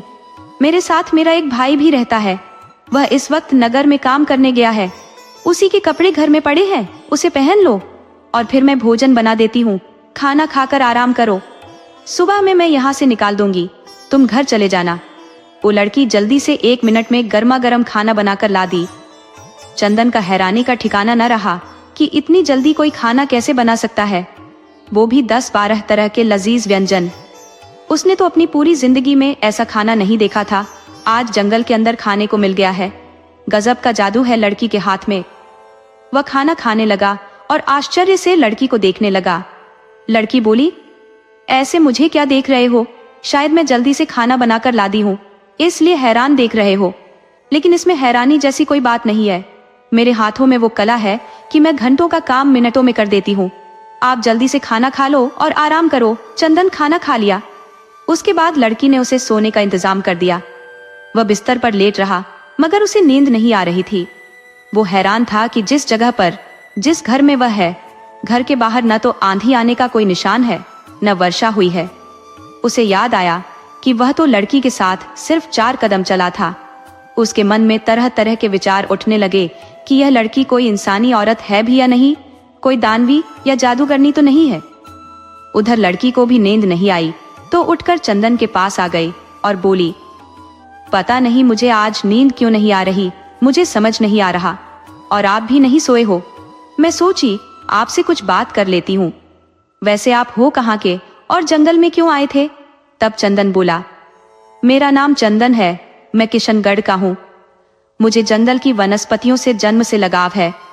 मुझे खुद पता नहीं कि मैं वनस्पतियों में क्या ढूंढता रहता हूँ। सच तो यह है कि मैं जंगल की सारी जड़ी बूटियों का ज्ञान हासिल करना चाहता हूँ, मगर मुझे न तो कोई बताने वाला मिला, न कोई मुझे गुरु मिला। मैं आज भी जड़ी बूटी की जानकारी जुटाने जंगल में चला आया था। मैं उसकी खोज में इतना लीन था कि मुझे समय का पता ही नहीं चला और फंस गया था। लेकिन आप मुझे भगवान बनकर बचा ली हो। मैं आपका यह एहसान जिंदगी भर नहीं भूलने वाला। लड़की बोली, इसमें एहसान जैसी कोई बात नहीं है। हर इंसान को चाहिए कि मुश्किल में फंसे इंसान की मदद करे, लेकिन ऐसा कोई कोई ही करता है। ज्यादातर लोग किसी की कोई मदद नहीं करना चाहते, बल्कि किसी को मुश्किल में फंसा देखकर और मुश्किल पैदा कर देते हैं। लोग आजकल अपने दुख से उतने दुखी नहीं है जितने कि किसी को सुखी देखकर दुखी है। दुनिया की बुरी चलन देखकर ही मैं जंगल में रहती हूँ। मुझे अकेला जीवन बहुत अच्छा लगता है। मैं यहाँ प्रकृति के बीच रहकर अपने को भगवान के करीब मानती हूँ। चंदन बोला, आपको जंगल में अकेले डर नहीं लगता? इस जंगल में जानवर रहते हैं, सुना है कोई चोर डाकू भी रहते हैं, राक्षस राक्षसी भी तो हो सकते हैं, भूत प्रेत भी हो सकते हैं। लड़की बोली, जब आप जंगल में आए थे तो इन सब बातों से डरे थे? चंदन बोला, मुझे उस वक्त अपने धुन के अलावा कुछ भी याद नहीं रहा और मैं चला आया। लड़की बोली, बस वही धुन मुझे जंगल में रहने को मजबूर करती है और अपनी धुन की मैं भी पक्की हूँ। मुझे कभी किसी से कोई डर नहीं लगता और फिर मेरा यह घर ऐसी जगह पर है कि मेरी इच्छा के बिना न कोई आदमी आ सकता है न कोई जानवर, इसलिए बिल्कुल निश्चिंत होकर रहती हूँ। मुझे कभी किसी का डर नहीं लगा। चंदन बोला, आप कुछ तो ऐसा जरूर करती होंगी जिससे आपका मन लगा रहता होगा, वरना अकेले तो आदमी बोर हो जाता है। क्या आपको कभी बोरियत महसूस नहीं होती? आप कभी किसी से बात नहीं कर पाती होंगी। मर्द तो बगैर बात किए 2-4 दिन रह भी सकता है, लेकिन औरत बिना किसी से बात किए 1 दिन भी नहीं रह सकती। वो लड़की बोली, नहीं, ये आपका विचार बिल्कुल गलत है। मर्द बिना बात किए सिर्फ 2-4 दिन रह सकता है, जबकि औरत बिना किसी से बात किए कई वर्षों तक रह सकती है, बशर्ते उसके पास कोई अपना लक्ष्य होना चाहिए। और बिना लक्ष्य वाली गंवार औरत तो निंदा पुराण के बिना 1 दिन भी नहीं रह सकती। अगर गलती से रह भी गई तो उसका हाजमा बिगड़ जाता है, लेकिन यह बात सभी पर लागू नहीं होती। आप मानो या न मानो, स्त्री ही सर्वशक्तिमान है। मर्द का वजूद औरत के बिना कुछ भी नहीं है। कोई मर्द पैदा नहीं कर सकता, मगर औरत मर्द और औरत दोनों को पैदा करती है। सच तो ये है कि भगवान के बाद अगर किसी का स्थान है तो वह माँ का होता है, और माँ एक औरत होती है। चंदन बोला, आप बिल्कुल मेरी तरह ही सोचती हैं। मैं अपनी माँ को ही भगवान मानता हूँ। मैं सबसे ज्यादा अपनी माँ से ही प्यार करता हूँ। आज मैं इस जंगल में फंस गया हूँ तो मेरी माँ आज बिना खाना खाए बैठकर मेरे आने का इंतजार कर रही होगी। वह बहुत चिंतित होगी, जबकि पिताजी मुझ पर नाराज होकर आराम से सो गए होंगे। लेकिन मैं क्या करूं? जड़ी बूटी की धुन ने मुझे बावला बना दिया है। मैं कभी कभी माँ को दुखी कर देता हूँ। लड़की बोली, आप जड़ी बूटी की खोज और जानकारी के लिए बहुत परेशान ना हो। यदि आप में सच्ची लगन है तो हर औषधि का ज्ञान हासिल कर लोगे। मैं आपको वह सब जानकारी दे दूंगी जो आप कभी सोच भी नहीं सकते। मुझे जंगल की हर औषधि का ज्ञान है, लेकिन आप 1 दिन में जानकारी नहीं ले पाओगे, आपको वर्षों लग जाएंगे। चंदन खुशी के मारे फूला नहीं समा रहा था। वह बोला, आप मेरी गुरु बन जाओ और सारा ज्ञान मुझे दे दो। मैं ज्ञान हासिल करने के लिए वर्षों तक यहाँ रह सकता हूँ। लड़की बोली, ऐसे नहीं, पहले आप अपने घर जाना, अपनी माँ से इजाजत ले लेना, फिर रोज यहाँ आ जाना। मैं जंगल में ही कहीं न कहीं मिल जाऊंगी। मैं अपने घर का पता किसी को नहीं बताती, न आपको बताऊंगी। मैं आपको मुश्किल के वक्त घर में ले आई हूँ, रोज नहीं ला सकती। मैं पहले भी बता चुकी हूँ कि मेरा एक भाई है, वह नगर में गया है। यदि आ गया और मुझे किसी लड़के के साथ अपने घर के अंदर देख लिया तो आप खुद अंदाजा लगा लो कि क्या हो सकता है। वो पहले मुझे मार देगा, बाद में आप भी नहीं बच पाओगे। इसलिए मैं ऐसा कोई रिस्क नहीं लूंगी कि आपकी जान पर बनाए। आप जंगल में आ जाना, मैं कहीं ना कहीं आपसे मिल लिया करूंगी और औषधियों की जानकारी दे दिया करूंगी। चंदन बोला, बस मुझे और कुछ नहीं चाहिए। आप मुझे औषधि की जानकारी दे देना। आप आज से मेरी गुरु हो। मैं अभी से आपके चरणों में शीश झुका देता हूँ। लड़की बोली, यह सब करने की जरूरत नहीं है। मेरा ख्याल कुछ अलग है, वह मैं बाद में बता दूंगी। अभी आप मेरे हमउम्र हो तो मुझे अपना एक अच्छा दोस्त समझ लो। बस यही मेरे लिए काफी है। मैं किसी गुरु की श्रेणी में नहीं आती हूँ। गुरु का स्थान बहुत ऊंचा होता है, उनका मन एकाग्र होता है, जबकि मेरा मन चंचल है। अब आप आराम करो, मुझे भी नींद आ रही है। इतना कह लड़की अपने अलग कमरे में सोने चली गई। चंदन भी सो रहा। सुबह में लड़की चंदन के पास आई और बोली, अब आप जल्दी से आंख बंद करो, मैं आपको अपने घर से बाहर निकाल दूं। हाँ, एक बात याद रखना, कल से जंगल में आ जाना, मुझे याद करना, मैं मिल जाऊंगी। चंदन ने आंख बंद किया तो इस बार लड़की न तो हाथ पकड़कर घर से बाहर ले गई, न ही आगे कुछ बोली। चंदन बोला, मुझे अब घर से बाहर निकालोगी भी या इसी तरह आंख बंद करके खड़ा रहूं? काफी देर तक जब कोई आवाज नहीं आई तो चंदन ने अपनी आंख खोल दी, मगर घोर आश्चर्य कि वह तो अपने स्थान से एक कदम भी नहीं हिला था। लेकिन अब न तो वहां कोई घर था, न वह लड़की थी। वह बीच जंगल में खड़ा था, जहां पर जंगल में वर्षा और आंधी ने खूब तबाही मचाई थी। वह अब जल्दी से घर के लिए चल पड़ा। उसे अब अपने घर की ओर माता पिता की चिंता हो रही थी। वह जल्दी से घर आया तो माँ उसकी काफी चिंतित थी। वो चंदन पर काफी नाराज हुई। तुम दिन भर आवारागर्दी करते रहते हो, इधर उधर घूमते रहते हो। तुम्हारा बूढ़ा पिता दिन भर भोजन के इंतजाम में लगे रहते हैं। उनके बहुत परिश्रम से 2 वक्त की रोटी चल पाती है और तुम बढ़कर घोड़ा हो गए हो। अपने करते तो कुछ भी नहीं, सिर्फ हमें मुश्किल में डालते रहते हो। तुम्हें पता भी है कि तुम्हारी चिंता में मैं सो नहीं पाई हूँ। मैंने भोजन भी नहीं किया है। चंदन माँ से बोला, माँ, मुझे दुख है कि मैं समय से घर नहीं आ सका, लेकिन बहुत सुरक्षित जगह पर था। मैं अब तक जिस चीज की तलाश में था वह अब मिल गया है। मुझे जंगल में एक गुरु मिल गया है। अब मैं सारी औषधियों की जानकारी ले पाऊंगा और फिर मैं एक दिन बड़ा वैद्य बन जाऊंगा। फिर आप दोनों को कोई कष्ट नहीं होगा। मैं खुद ही सब कुछ संभाल लूंगा। माँ बोली, ये बात तो पिछले 3 साल से कह रहा है, मगर पता नहीं हमें उल्लू बना रहे हो या वह दिन भी आएगा कि हम सुख चैन से रह सकेंगे। चंदन बोला, मुझे औषधियों की जानकारी लेने के लिए कल से ही जंगल में गुरु के पास जाना है और मैं 2-4 माह में ही सीखकर वैद्य का काम शुरू कर दूंगा। माँ बोली, कुछ भी कर, मगर जल्दी कर। तेरा बेकार रहना मुझे अच्छा नहीं लगता। दूसरे दिन चंदन जंगल में चला गया, मगर जंगल में कोई लड़की बैठी थोड़ी थी। वो बहुत देर तक घूमता रहा, मगर लड़की कहीं नहीं मिली। वह काफी उदास हो गया कि वह लड़की कोई असल में लड़की नहीं थी, वह कोई मायावी थी। पता नहीं क्यों मुझ पर दया दिखा गई, लेकिन वह अब मुझे नहीं मिलने वाली। न ही उसे कोई औषधि का ज्ञान था, वो तो मुझे बेवकूफ बना गई।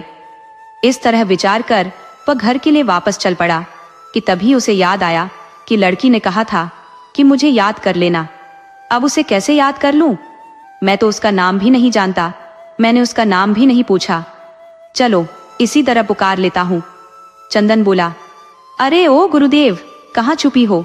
मैं कब से तुम्हें खोज रहा हूँ। चंदन का इतना कहना था कि उसके पीछे से लड़की बोली, अरे मैं यहाँ हूँ। मैं कब से आपको खोज खोज कर परेशान हूँ और आप हो कि मिल ही नहीं रहे। और मुझे गुरु कहकर मत पुकारो, मेरा नाम वन्या है। मुझे वन्या कहकर ही पुकारना। चलो मैं अब आपको औषधि की जानकारी देती हूँ। वो लड़की चंदन को औषधि की जानकारी देने लगी। वो चंदन से बोली, आप रोज इसी स्थान पर आ जाना, मैं यहाँ पर ही मिल जाया करूंगी। अब चंदन मन लगाकर गुण सीखने लगा। उधर रत्नपुर में रानी मोहिनी की चलने लगी थी। भूपेंद्र रोज अपने एक दूत के माध्यम से मोहिनी को चिट्ठी भिजवाता। उस चिट्ठी में लिखा होता, बेटी, तेरी जिंदगी तो बर्बाद हो गई, लेकिन तुम्हें शांत नहीं बैठना है। राजा को न मरने देना है न जिंदा रखना है। उसका राज्य किसी भी हाल में झटकापुर में मिल जाना चाहिए। वैसे तुम खुद अक्लमंद हो। रानी को किसी न किसी तरह पिता का इशारा मिल जा रहा था। वह भी अपने अपमान का बदला हर हाल में लेना चाहती थी। तो एक दिन प्रोग्राम बना ली कि मैं किसी तरह पहले राजकुमार और राजकुमारी को निपटाती हूँ, उसके बाद रानी सुलक्षणा को देख लूंगी। रानी यह सोचकर बीमारी का बहाना बनाकर लेट गई। आशिक मिजाज राजा रानी के पास गया तो वह बोली, मुझे बहुत ज्यादा सिर में दर्द है, लगता है मैं अब बच नहीं पाऊंगी। आप जल्दी से किसी वैद्य को दिखाइए। राजा बोला, रानी साहिबा, आप फिक्र क्यों करती हो? मेरे दरबार में बहुत बड़े वैद्य रहते हैं, वैसा वैद्य कहीं नहीं है। मैं तुरंत वैद्य जी को आपके कमरे में भेजता हूँ। वैद्य जी जब इलाज करते थे तो उस वक्त रोगी और वैद्य के सिवा कमरे में कोई नहीं रहता था, ये उनका नियम था। वैद्य जी कोई बदमाश आदमी नहीं थे। राजा ने जब आज्ञा दिया तो वैद्य जी रानी के कमरे में आ गए और फिर दरवाजा बंद कर रानी का कुछ परीक्षण किए और दवा दिए। फिर दरवाजा खोलकर राजा को अंदर बुला लिया। वह राजा को बताना चाहते थे कि रानी को कुछ नहीं हुआ है, रानी बिल्कुल ठीक है। वह कुछ कह पाते कि रानी राजा पर भड़क गई। आप बहुत बड़े जाहिल हो। आपने मुझे अकेले वैद्य के साथ कमरे में छोड़ दिया। आप नहीं जानते कि वैद्य ने मेरे साथ क्या क्या नहीं किया। वैद्य ने मेरे साथ बहुत गलत कर दिया है जो मैं कह नहीं सकती। आपकी रानी की इज्जत लुट चुकी है। वैद्य बहुत बदमाश आदमी है, आप अभी इसको मार डालिए। राजा को इतना सुनना था कि बहुत क्रोधित हो गया। वो वैद्य को कुछ कहने का मौका ही नहीं दिया। वो वैद्य को खुद ही मार डाला। हालांकि दरबारी जानते थे कि वैद्य जी न तो मर्द में है न औरत में। वह जन्मजात नपुंसक है, इसीलिए वह ब्रह्मचारी बनकर सेवा की भावना रखकर वैद्य बने थे। इस घटना के बाद तो लगभग सभी दरबारी जान गए कि रानी कोई खतरनाक चाल चल रही है, राजा के गुनाहों की सजा खुद दे रही है। वह वैद्य जी को अकारण ही निर्दोष होते हुए मरवा दी है। राजा की मति मारी गई है। ये छोटी रानी के कहने पर अपने राजकुमार को भी मार सकता है। मंत्री सत्यपाल पहले ही सशंकित था। वह रानी सुलक्षणा का खास था। वह रानी का बुरा नहीं चाहता था, तो हमेशा रानी को खतरों से आगाह कर दिया करता था। उधर छोटी रानी कोई न कोई चाल चला करती थी। एक दिन राजकुमार विजय को अपने कमरे में बुलाने के लिए दासी को भेजी। दासी विजय से बताई, चलिए, महारानी मोहिनी आपको अपने सोने वाले कक्ष में बुला रही है। मंत्री सत्यपाल पास से ही खड़ा खड़ा सुन रहा था। उसने इशारों में राजकुमार को मना कर दिया। राजकुमार बोला, दासी तुम चलो, मैं अभी आता हूँ। दासी के चले जाने के बाद मंत्री सत्यपाल बोला, राजकुमार विजय, तुम इसी वक्त अभी के अभी राज दरबार का त्याग कर दो। आज तुम्हारी जिंदगी खतरे में है। तुम राज वैद्य की तरह बेमौत मार दिए जाओगे। तुम बिना देर किए अपने ननिहाल चले जाओ। वहां तुम्हारे मामा निहाल है, वह तुम्हारी रक्षा करेंगे। तुम उनसे सारा रहस्य समझा देना। उनसे कहना कि वो रानी सुलक्षणा और राजकुमारी सुनैना को यहाँ से निकाल ले जाए, वरना रानी की भी जान खतरे में है। राजा प्रताप सिंह की आंख पर इश्क की पट्टी बंधी हुई है। उसे छोटी रानी के जिस्म के सिवा दुनिया में कुछ नहीं दिख रहा। अपना पराया कोई नजर नहीं आ रहा। मंत्री की बात सुनकर राजकुमार तुरंत महल से बाहर निकल गया और अपने ननिहाल जसवंतपुर के लिए चल पड़ा। उधर जब ज्यादा देर हो गई तो छोटी रानी दासी को राजकुमार विजय के पास भेजी कि उसे जल्दी से मेरे कमरे में लाओ। दासी पुनः राजकुमार के कमरे में गई तो राजकुमार अपने कमरे में नहीं था। वो इधर उधर देखी, फिर एक संतरी से पूछी कि तूने राजकुमार विजय को देखा है? तब संतरी बताया कि राजकुमार शायद शिकार को निकल गए हैं। अभी थोड़ी देर पहले मैंने उन्हें घोड़े पर सवार होकर महल से बाहर जाते देखा था। दासी लौटकर छोटी रानी से बताई कि राजकुमार तो शिकार को जा चुके हैं। रानी को समझते देर नहीं लगी कि राजकुमार विजय मेरी चाल को समझ गया है, शायद उसकी कोई मदद कर रहा है, तभी महल से निकलकर भाग जाने में सफल हुआ है, वरना आज तो उसको भी मैं मजा चखा दी होती। अब चूंकि राजकुमार महल में था ही नहीं तो उस पर कैसे दोष लगाती? उसे राजा से छिपाकर चाल चलना था। अब वह अपना अलग दिमाग दौड़ाने लगी कि अब किस तरह बड़ी रानी और राजकुमारी को निपटाऊं। पहले वह राजकुमारी को ही निपटा देना चाहती थी तो माथा खपाने लगी कि अब क्या करूं, मगर उसे कुछ समझ में नहीं आ रहा था। वह जहर देकर भी रानी और राजकुमारी को मारना चाहती थी, लेकिन छोटी रानी की पकड़ राज दरबार के रसोई घर तक नहीं थी, तो रानी की अक्ल वहां तक काम नहीं कर रही थी। रानी ने फिलहाल कुछ दिन के लिए अपना फैसला टाल दिया, लेकिन मंत्री सत्यपाल चौकन्ना था। कहते हैं कि हर बार आदमी की चाल कामयाब नहीं होती, कभी कभी सिर दर्द का बहाना बनाने वाले के सिर में सचमुच दर्द हो जाता है। रानी सचमुच बीमार पड़ गई। वह किसी गंभीर बीमारी की चपेट में आ गई। अब राज दरबार में वैद्य जी नहीं थे। कोई मामूली वैद्य रानी के इलाज का साहस नहीं कर सकता था। प्रजा के बीच एक दो वैद्य थे भी, तो वह रानी के कारनामे सुन चुके थे, तो कौन अपनी जान गंवाने के लिए रानी का इलाज करे। राजा के बहुत तलाश के बाद भी कोई वैद्य नहीं मिला। एक दो मिले भी तो वो कारगर नहीं हुए। उनके इलाज से रानी ठीक ही नहीं हुई। राजा के सामने समस्या खड़ी हो गई। अब रानी का इलाज किससे कराए? यहाँ तो सारे के सारे वैद्य निकम्मे हैं। राजा तुरंत अपने चापलूस धूर्तचंद को बुलाया और सलाह ली। धूर्तचंद, अब तुम ही महारानी के इलाज का कोई रास्ता निकाल सकते हो। धूर्तचंद बोला, महाराज, कहने की हिम्मत तो नहीं, पर नहीं कहूंगा तो फिर रानी का इलाज कैसे होगा? धूर्तचंद बताया, हमारे राज्य में बहुत बड़े बड़े वैद्य रहते हैं, लेकिन वह बिना लालच के रानी का इलाज नहीं करेंगे। राजा बोला, मैंने धन दौलत की लालच देकर घोषणा करा रखी है कि रानी का इलाज करने वाले को 10,000 सोने की मुद्रा दी जाएगी, लेकिन एक भी वैद्य रानी के इलाज के लिए सामने नहीं आ रहा। धूर्तचंद बोला, महाराज माफ करना, अरे आप उससे भी बड़ा लालच दीजिए। घोषणा कीजिए कि रानी का इलाज करने वाले वैद्य से राजकुमारी का ब्याह करा दिया जाएगा, और फिर आप राजकुमारी का ब्याह वैद्य जी से करा दीजिएगा।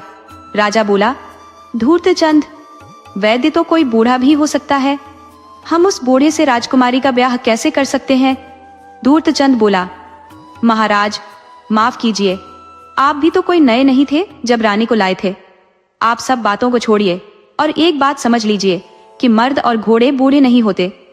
आप पहले रानी को बचाने का इंतजाम कीजिए। छोटी रानी की जान बचाने के लिए राजकुमारी की कुर्बानी आपको देनी पड़ेगी। राजा बोला, धूर्तचंद तुम शायद ठीक कह रहे हो, मुझे पहले रानी को बचाना है। राजा बोला, कल मैं पूरे नगर और ग्रामीण इलाकों में ढिंढोरा पिटवा दूंगा कि रानी को ठीक करने वाले के साथ राजकुमारी का ब्याह करा दिया जाएगा। दोनों की बात मंत्री सत्यपाल सुन रहा था। वह चुपके से बड़ी रानी के कक्ष में गया और राजा की साजिश को रानी से बताया कि राजा किस तरह राजकुमारी की जिंदगी दांव पर लगाने के लिए तुल गया है। आप इसी वक्त राजकुमारी के साथ महल छोड़ दो, मैं आपके जसवंतपुर जाने का इंतजाम कर दिया है। मंत्री सत्यपाल बड़ी रानी और राजकुमारी को गुप्त दरवाजे से महल के बाहर निकाल दिया और दोनों को सुरक्षित जसवंतपुर भिजवा दिया। सुबह में राजा के प्रचारक नगर और गांव में ढिंढोरा पिटवाए कि रानी को ठीक कर देने वाले वैद्य से सुंदर सुकुमारी 16 वर्षीय राजकुमारी सुनैना ब्याह दी जाएगी। राजकुमारी के नाम पर तो बूढ़े पीले वैद्य भी मचल उठे। वह राज दरबार में रानी के इलाज को आने लगे, मगर उनके इलाज का असर रानी पर नहीं हो रहा था, तो राजा वैद्य को ही बंदी बना रहा था और जेल में डलवा रहा था। तभी धूर्तचंद ने राजा को सूचित किया, महाराज माफ करना, आप नहीं जानते कि बड़ी रानी और राजकुमारी का महल में कहीं अता पता नहीं है, लेकिन आप इस खबर को गुप्त रखना, किसी को कानो कान खबर नहीं होनी चाहिए, वरना वैद्य नहीं आ पाएंगे, राजकुमारी के लालच में ही आ रहे हैं। राजा बोला, धूर्तचंद तुम ठीक कह रहा है, मेरे लिए यही अच्छा रहेगा, लेकिन कोई वैद्य जब रानी को ठीक कर दिया तब हम क्या करेंगे? तब धूर्तचंद बोला, महाराज आप राजा हो, आप अपने फैसले बदल सकते हो, आप कुछ भी कर सकते हो। राजा बोला, धूर्तचंद मैं समझ गया कि अब क्या करना है। उधर चंदन 2 साल से जंगल वाली लड़की वन्या के पास जा रहा था। आज भी जंगल में गया था कि आंधी पानी आ गया, तो वन्या ने उसे आज फिर अपने घर रोकने की बात कही। बोली, आंख बंद करो, मैं अब तुम्हें अपने घर ले चलती हूँ। इस बुरे मौसम में घर कैसे जाओगे? चंदन वन्या के घर ही रह गया। वह वन्या से बोला, आप मेरी गुरु हो, आपने मुझे वह सब सिखा दिया जिसकी मुझे जरूरत थी। अब मैं अपनी औषधियों का प्रयोग करना चाहता हूँ। मैंने सुना है कि राजा की रानी बीमार है। राजा ने घोषणा किया है कि रानी को ठीक करने वाले के साथ राजकुमारी का ब्याह कर दिया जाएगा। मैं भी अपना भाग्य आजमाना चाहता हूँ। इतना सुनने के बाद वन्या उदास हो गई, फिर भी अपने को संभालते हुए बोली, आपको किसी लालच में नहीं पड़ना चाहिए, शादी ब्याह के लालच में तो बिल्कुल ही नहीं। आप नहीं जानते, ये राजा लोग धोखेबाज होते हैं। चंदन बोला, आपको नहीं पता कि मेरे अरमान बहुत ऊंचे हैं। मैं जब किसी तरह राज दरबार में स्थान पा गया तो आपको और आपके भाई को भी राज दरबार में स्थान दिलवा दूंगा। वन्या बोली, आप मेरी छोड़िए, मुझे जंगल ही बहुत पसंद है, आप अपना भाग्य आजमा सकते हो। दूसरे दिन चंदन राज दरबार गया और बोला, महाराज मैं रानी साहिबा का इलाज कर सकता हूँ। राजा बोला, हाँ हाँ शुरू करो। चंदन ने रानी का इलाज शुरू किया। चंदन के 3 दिन के इलाज में ही रानी ठीक हो गई। तब चंदन ने राजा को याद दिलाया, महाराज आप अब अपना वादा पूरा कीजिए। राजा बोला, कौन सा वादा? मैंने तो तुमसे कोई वादा ही नहीं किया था। तब चंदन बोला, राजकुमारी से ब्याह की बात प्रजा में फैलाए थे। राजा बोला, गुस्ताख लड़के, तुम्हारी हिम्मत कैसे हुई राजकुमारी का नाम लेने की? मैं तुम्हें अभी सूली पर चढ़वा दूंगा। राजा सैनिकों को आदेश दिया, अभी इस लड़के को सूली पर चढ़ा दो। सैनिक चंदन को पकड़कर ले जाने लगे कि अचानक से एक हवा का झोंका आया और चंदन हवा में गायब हो गया। सैनिक देखते रह गए। चंदन अब जंगल के मध्य वन्या के घर में था। वन्या बोली, मिल गई आपको राजकुमारी, कर लिया राजकुमारी से ब्याह, मिल गई दिल को खुशी। मैं 2 साल से आपको सब कुछ सिखा रही थी, क्या मैं पागल थी? आप मेरे कौन थे? मुझे क्या पड़ी थी कि आपको जानकारी देती? बिना किसी स्वार्थ के कोई किसी को प्रसाद भी नहीं देता। लोग भगवान का नाम भी अपने स्वार्थ के लिए लेते हैं। मेरा भी अपना स्वार्थ था कि आप मुझे पसंद करो, मुझे अपनी पत्नी बनाओ, मुझे अपने साथ ले चलो। लेकिन आपको धन चाहिए था, राजा गद्दी चाहिए थी। चंदन बोला, आप मुझे माफ करो, मैं आपकी भावना को नहीं समझ सका था। मैं आपको गुरु मान रहा था, इसलिए गुरु से प्रेम करो। मुझ में हिम्मत ही नहीं थी। मगर आपने भी तो मुझसे कभी प्रेम का इजहार नहीं किया। आप एक बार भी इशारा की होती तो मैं कभी गलत सोचता ही नहीं। मगर आप मुझे माफ कर दो। आप देवी हो, दया के सागर हो। आप मुझे मौत के मुंह से निकाल लाए हो। मैं नहीं जानता कि आप स्त्री हो या कोई देवी हो, लेकिन मैं अब आपका दास हूँ।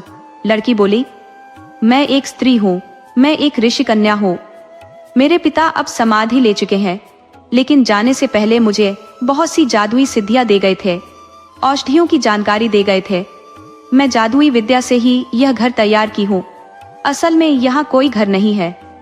मेरे पास ऐसी विद्या है कि मैं अदृश्य हो सकती हूँ। उसी के बल पर आपको बचा लाई। मेरे छूने से आप अदृश्य हो गए थे। मेरा कोई भाई भी नहीं है। वह बात भी मैं झूठ बोली थी।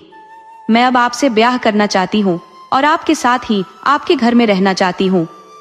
चंदन बोला, मैं आपकी हर आज्ञा मानने को तैयार हूँ।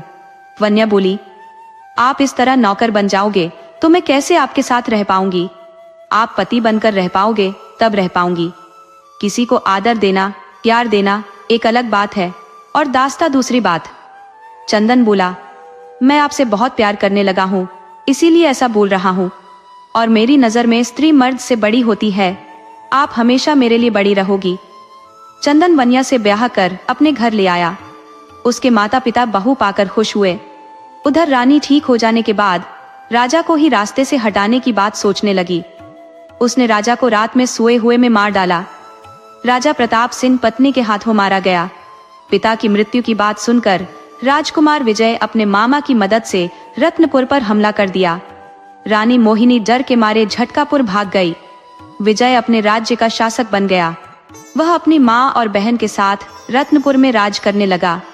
इधर वन्या और चंदन खुशी खुशी रहने लगे। चंदन अब राज्य का सबसे बड़ा वैद्य था। अब उसकी पहुंच कई राज्यों तक थी। इस कहानी से यह सीख मिलती है कि घमंड और चापलूसी राजाओं को भी बर्बाद कर देती है, जबकि सच्चा ज्ञान और नेकी इंसान को हर मुश्किल से बचा लेती है। लालच का रास्ता हमेशा तबाही की ओर ही ले जाता है।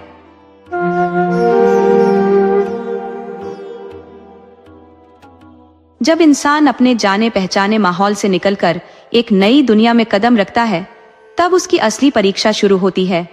माया के लिए भी यही बात थी। वह गांव की टेढ़ी मेढ़ी पगडंडियों पर चलती बैलगाड़ी में बैठी थी और उसके मन में कई सवाल घूम रहे थे। जिस घर में वह पली बड़ी थी, जहां हर दीवार और हर कोना उसकी पहचान का हिस्सा था, वह सब पीछे छूट चुका था। अब उसके सामने एक नया सफर था, एक नई जिम्मेदारी थी। ससुराल, क्या वहां उसे अपनाया जाएगा? क्या वह सबकी उम्मीदों पर खरी उतर पाएगी, या यह परीक्षा उसकी जिंदगी का सबसे कठिन इम्तिहान साबित होगी? ससुराल सिर्फ एक घर नहीं होता, यह एक परंपरा होती है। एक ऐसी दुनिया जहां हर नए रिश्ते की डोर नाजुक होती है, हर शब्द का वजन होता है और हर गलती एक कसौटी बन जाती है। माया को नहीं पता था कि उसका यह सफर आसान होगा या मुश्किल, लेकिन इतना जरूर था कि यह सफर उसे सिर्फ बहू नहीं बल्कि एक निडर और समझदार स्त्री बनाएगा। आज से उसकी ससुराल की परीक्षा शुरू हो रही थी, जिसमें हर दिन, हर रिश्ता और हर परिस्थिति उसे परखने वाली थी। क्या माया इस परीक्षा में सफल होगी? क्या वह अपने ससुराल में अपनी जगह बना पाएगी? आइए इस रोमांचक और भावनाओं से भरी कहानी में डूबते हैं और देखते हैं कि कैसे माया अपने धैर्य, हिम्मत और समझदारी से अपने नए जीवन की हर कसौटी को पार करती है। गांव का माहौल और माया का सफर। गांव के कच्चे रास्तों पर बैलगाड़ी की आवाज गूंज रही थी। आसमान में हल्की सी धुंध थी और खेतों में पसरी हरियाली मन को सुकून दे रही थी। दूर कहीं मंदिर की घंटियां बज रही थी और पक्षियों की चहचहाट से पूरा माहौल गांव की सुगंध में रचा बसा लग रहा था। उसी बैलगाड़ी में बैठी थी माया, जो आज पहली बार अपने ससुराल जा रही थी। उसके मन में न जाने कितनी उलझने थी। घूंघट के अंदर से उसने एक नजर अपने पति राजू पर डाली, जो बैलगाड़ी के आगे बैठा था। वह सीधा सादा लेकिन समझदार और मेहनती था। माया के पिता ने बहुत गरीब घर में उसकी शादी की थी, लेकिन यह बात उसे कभी बुरी नहीं लगी। उसकी माँ ने उसे हमेशा समझाया था कि घर बड़ा हो या छोटा, इज्जत और मेहनत से जीने वाला इंसान ही असली सुख पाता है। पर ससुराल कैसी होगी? वहां लोग कैसे होंगे? ये सब सोचकर उसका दिल जोरों से धड़क रहा था। बैलगाड़ी जैसे ही गांव में पहुंची, रास्ते के दोनों ओर खड़े लोगों ने नई दुल्हन को देखने के लिए घूंघट के अंदर झांकने की कोशिश की। औरतें धीरे धीरे कानाफूसी करने लगी। बहुत सुंदर लग रही है बहू, लेकिन देखना इसे यहाँ की आदतें कब लगती है। हम देखते हैं सास ससुर के साथ निभा पाएगी या नहीं। माया को यह सब सुनाई दे रहा था। उसकी सास चंदा देवी दरवाजे पर खड़ी थी, लाल रंग की साड़ी में लिपटी हुई, आंखों में एक अजीब सा संदेह था। माया जैसे ही बैलगाड़ी से उतरी, उसकी सास ने बिना कुछ कहे उसे अंदर बुला लिया। घर छोटा था लेकिन बहुत साफ सुथरा। मिट्टी की दीवारों पर गोबर से लिपाई की गई थी और दरवाजे पर आम के पत्तों की बंधनवार लटक रही थी। अंदर पहुंचते ही माया को लगा जैसे वह एक अलग दुनिया में आ गई हो। सास ने बिना मुस्कुराए कहा, पहले रसोई में जा और पानी गर्म कर, सबको हाथ मुंह धोना है। माया को समझ आ गया कि उसकी परीक्षा शुरू हो चुकी थी। उसने धीरे से अपना घूंघट ऊपर किया और पानी गर्म करने चल पड़ी। गांव में गैस का चूल्हा नहीं था, लकड़ियों से जलता चूल्हा था। माया ने अब तक कभी लकड़ी के चूल्हे पर खाना नहीं बनाया था, लेकिन आज उसे सीखना ही था। उसने घूंट भरकर हिम्मत जुटाई और चूल्हे में फूंक मारकर आग जलाने लगी, पर लकड़ियां गीली थी, आग पकड़ ही नहीं रही थी। इतने में उसकी ननद पारो वहां आ गई। वह लगभग ताने मारने के अंदाज में हंसते हुए बोली, क्या भाभी, आग भी नहीं जला पा रही? शहर में सब आसान होता है, यहाँ तो मेहनत करनी पड़ेगी। माया ने कुछ नहीं कहा, बस चुपचाप कोशिश करती रही। बड़ी मुश्किल से चूल्हे में आग जली। उसकी सास चुपचाप देख रही थी, लेकिन कुछ बोली नहीं। माया ने गर्म पानी तैयार कर दिया और सभी घर वालों ने हाथ मुंह धोकर खाना खाया, लेकिन उसे खुद खाने को नहीं दिया गया। वह चुपचाप बैठी रही। फिर अपनी ननद से पूछ लिया, मुझे भी खाना लेना है? पारो ने हंसकर कहा, पहले सास ससुर, फिर देवर, फिर ननद, फिर बाकी लोग और सबसे आखिर में बहू। यही गांव का नियम है। माया को यह सुनकर धक्का तो लगा, लेकिन उसने कुछ नहीं कहा। आखिर जब सब खा चुके, तब उसे खाने को मिला और खाने के लिए उसे छांटे हुए चावल मिले और सब्जी भी नाम मात्र की। वह समझ गई कि यह सिर्फ उसकी परीक्षा की शुरुआत थी। शाम होते होते एक नई समस्या आ गई। गांव में एक नियम था कि नई बहू को पहली रात ही कुएं से अकेले पानी भरकर लाना होता था। माया ने कभी कुएं से पानी नहीं निकाला था और उसे डर भी लग रहा था। गांव की औरतें इकट्ठा होकर देखने लगी कि क्या वह यह कर पाएगी या नहीं। माया ने घड़े को उठाया और कुएं की तरफ बढ़ी। कुआं गहरा था और रस्सी से पानी निकालने में ताकत लगती थी। गांव की औरतें खुसर पुसर कर रही थी, देखो ये लड़की कर पाएगी या नहीं। अगर पानी नहीं भर पाई तो समझो बहू में दम नहीं है। माया ने धीरे से रस्सी पकड़ी, लेकिन जैसे ही उसने घड़ा नीचे डाला, रस्सी उसके हाथ से छूट गई और घड़ा कुएं में गिर गया। औरतें हंसने लगी। उसकी सास ने दूर से देखा और कहा, अगर पानी नहीं भर पाई तो समझ लो कि बहू नाकाम है। माया को यह सुनकर बहुत बुरा लगा। वह दोबारा कोशिश करने लगी। इस बार उसने अपने दुपट्टे से हाथों को कसकर बांधा ताकि रस्सी उसकी पकड़ में बनी रहे। धीरे धीरे उसने रस्सी खींची और काफी मशक्कत के बाद उसने पानी निकाल ही लिया। औरतें चुप हो गईं। सास ने भी पहली बार ध्यान से देखा, लेकिन कुछ नहीं कहा। माया ने महसूस किया कि उसकी परीक्षा की पहली रात बहुत कठिन थी, लेकिन वह हार नहीं मानने वाली थी। पर यह तो सिर्फ शुरुआत थी। सुबह की पहली किरण जब गांव के आंगन में फैली तो माया की आंखें खुली। पिछली रात की थकान अभी भी उसके शरीर में थी, लेकिन ससुराल में बहू के लिए आराम नाम की कोई चीज नहीं होती। उसने जल्दी से उठकर अपना घूंघट ठीक किया और कमरे से बाहर निकली।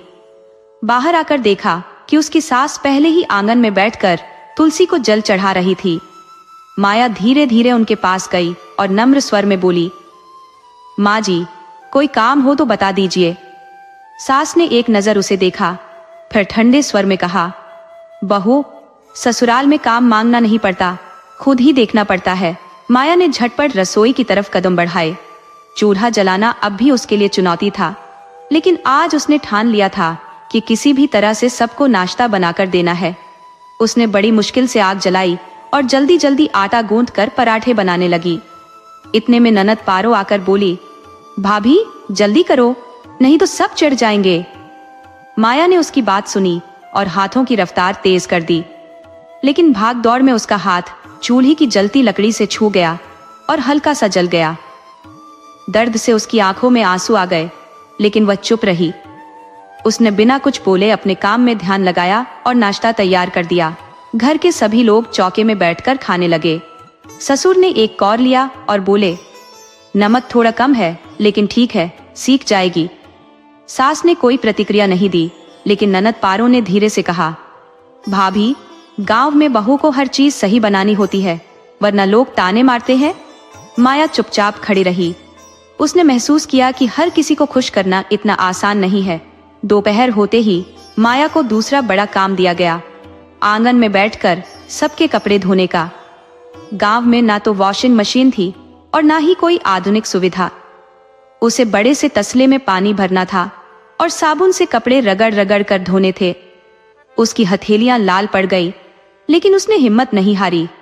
तभी उसकी सास आई और बोली, जल्दी हाथ चला, धूप ढलने से पहले सब कपड़े सूख जाने चाहिए। माया ने और तेजी से कपड़े धोने शुरू किए।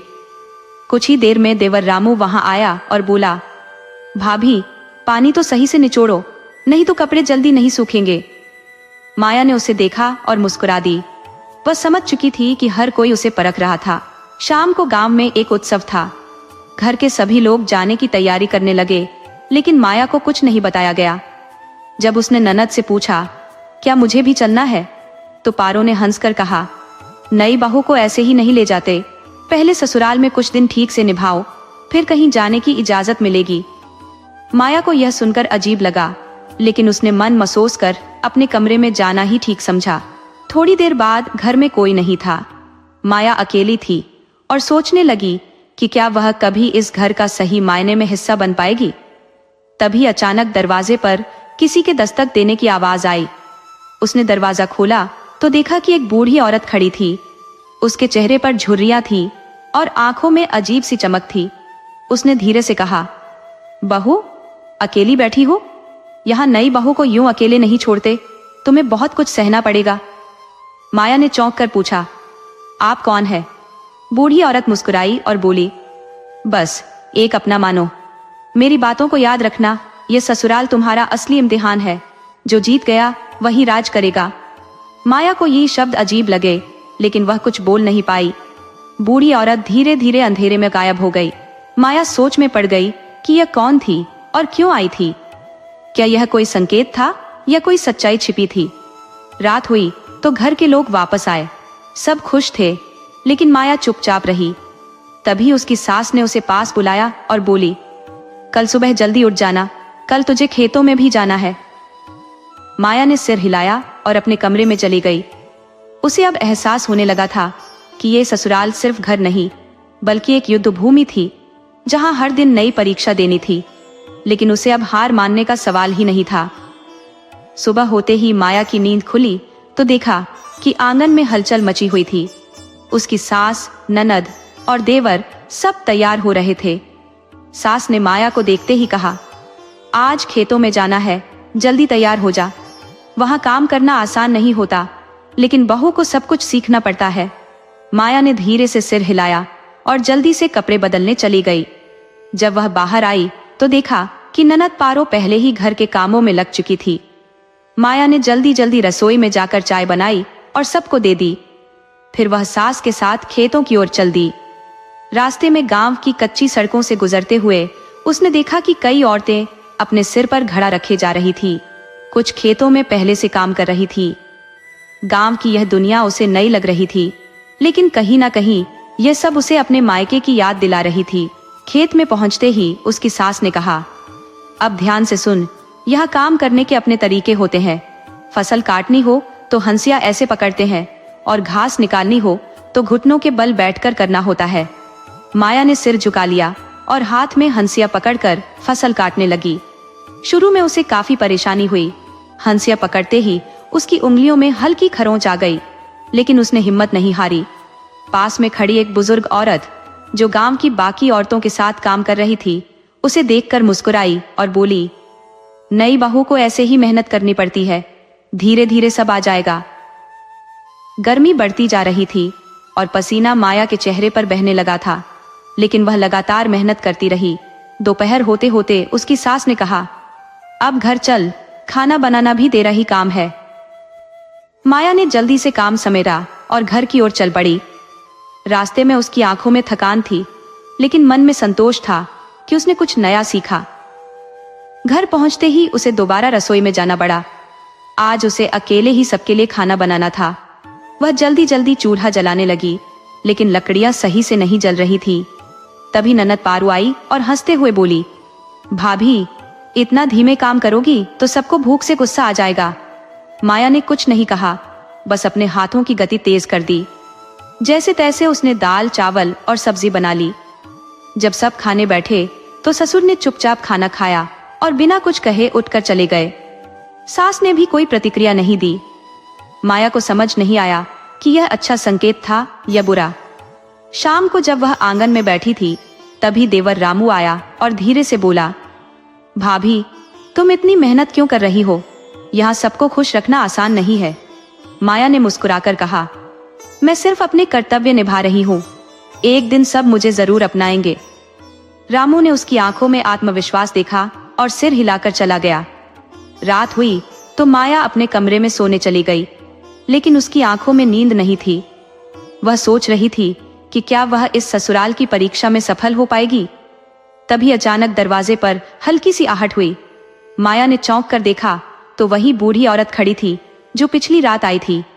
वह धीरे से मुस्कुराई और बोली, बहू, यह तो बस शुरुआत है। तुझे अभी बहुत कुछ देखना बाकी है, लेकिन याद रखना, धैर्य और समझदारी ही तेरा सबसे बड़ा हथियार है। माया ने कुछ बोलने के लिए मुंह खोला, लेकिन तब तक वह औरत गायब हो चुकी थी। माया सोच में पड़ गई कि यह औरत कौन थी। क्या वह सिर्फ एक सपना थी या कोई संकेत? लेकिन अब उसे यकीन हो गया था कि यह ससुराल सिर्फ रिश्तों की डोर से नहीं, बल्कि परीक्षा की कसौटी पर टिकी हुई थी, और उसे इस परीक्षा को हर हाल में पास करना था। रात के अंधेरे में माया की आंखों में नींद नहीं थी। दिन भर की थकान उसके शरीर पर हावी थी, लेकिन मन में उठते सवाल उसे सोने नहीं दे रहे थे। कौन थी वह बूढ़ी औरत? क्या वह महज एक सपना थी या सच्चाई? क्या यह कोई संकेत था कि उसकी परीक्षा अभी और कठिन होने वाली थी? विचारों के बीच जाने कब उसकी आंख लग गई, उसे पता ही नहीं चला। अगली सुबह जब माया की आंख खुली तो सूरज की किरणें आंगन में फैल चुकी थी। वह जल्दी से उठी और रसोई में चली गई। वहां पहले से ही उसकी सास खड़ी थी, जो शायद इस इंतजार में थी कि बहू कब उठेगी। माया ने झुककर प्रणाम किया और कहा, माँ जी, आज का काम क्या क्या करना है? सास ने उसे घूरते हुए कहा, आज तुझे खेत के काम के अलावा घर का भी सारा काम संभालना होगा। बहू सिर्फ चूल्हा छौंका करने के लिए नहीं होती, उसे हर हाल में परिवार की जिम्मेदारियां निभानी पड़ती है। माया ने सिर झुका लिया और काम में जुट गई।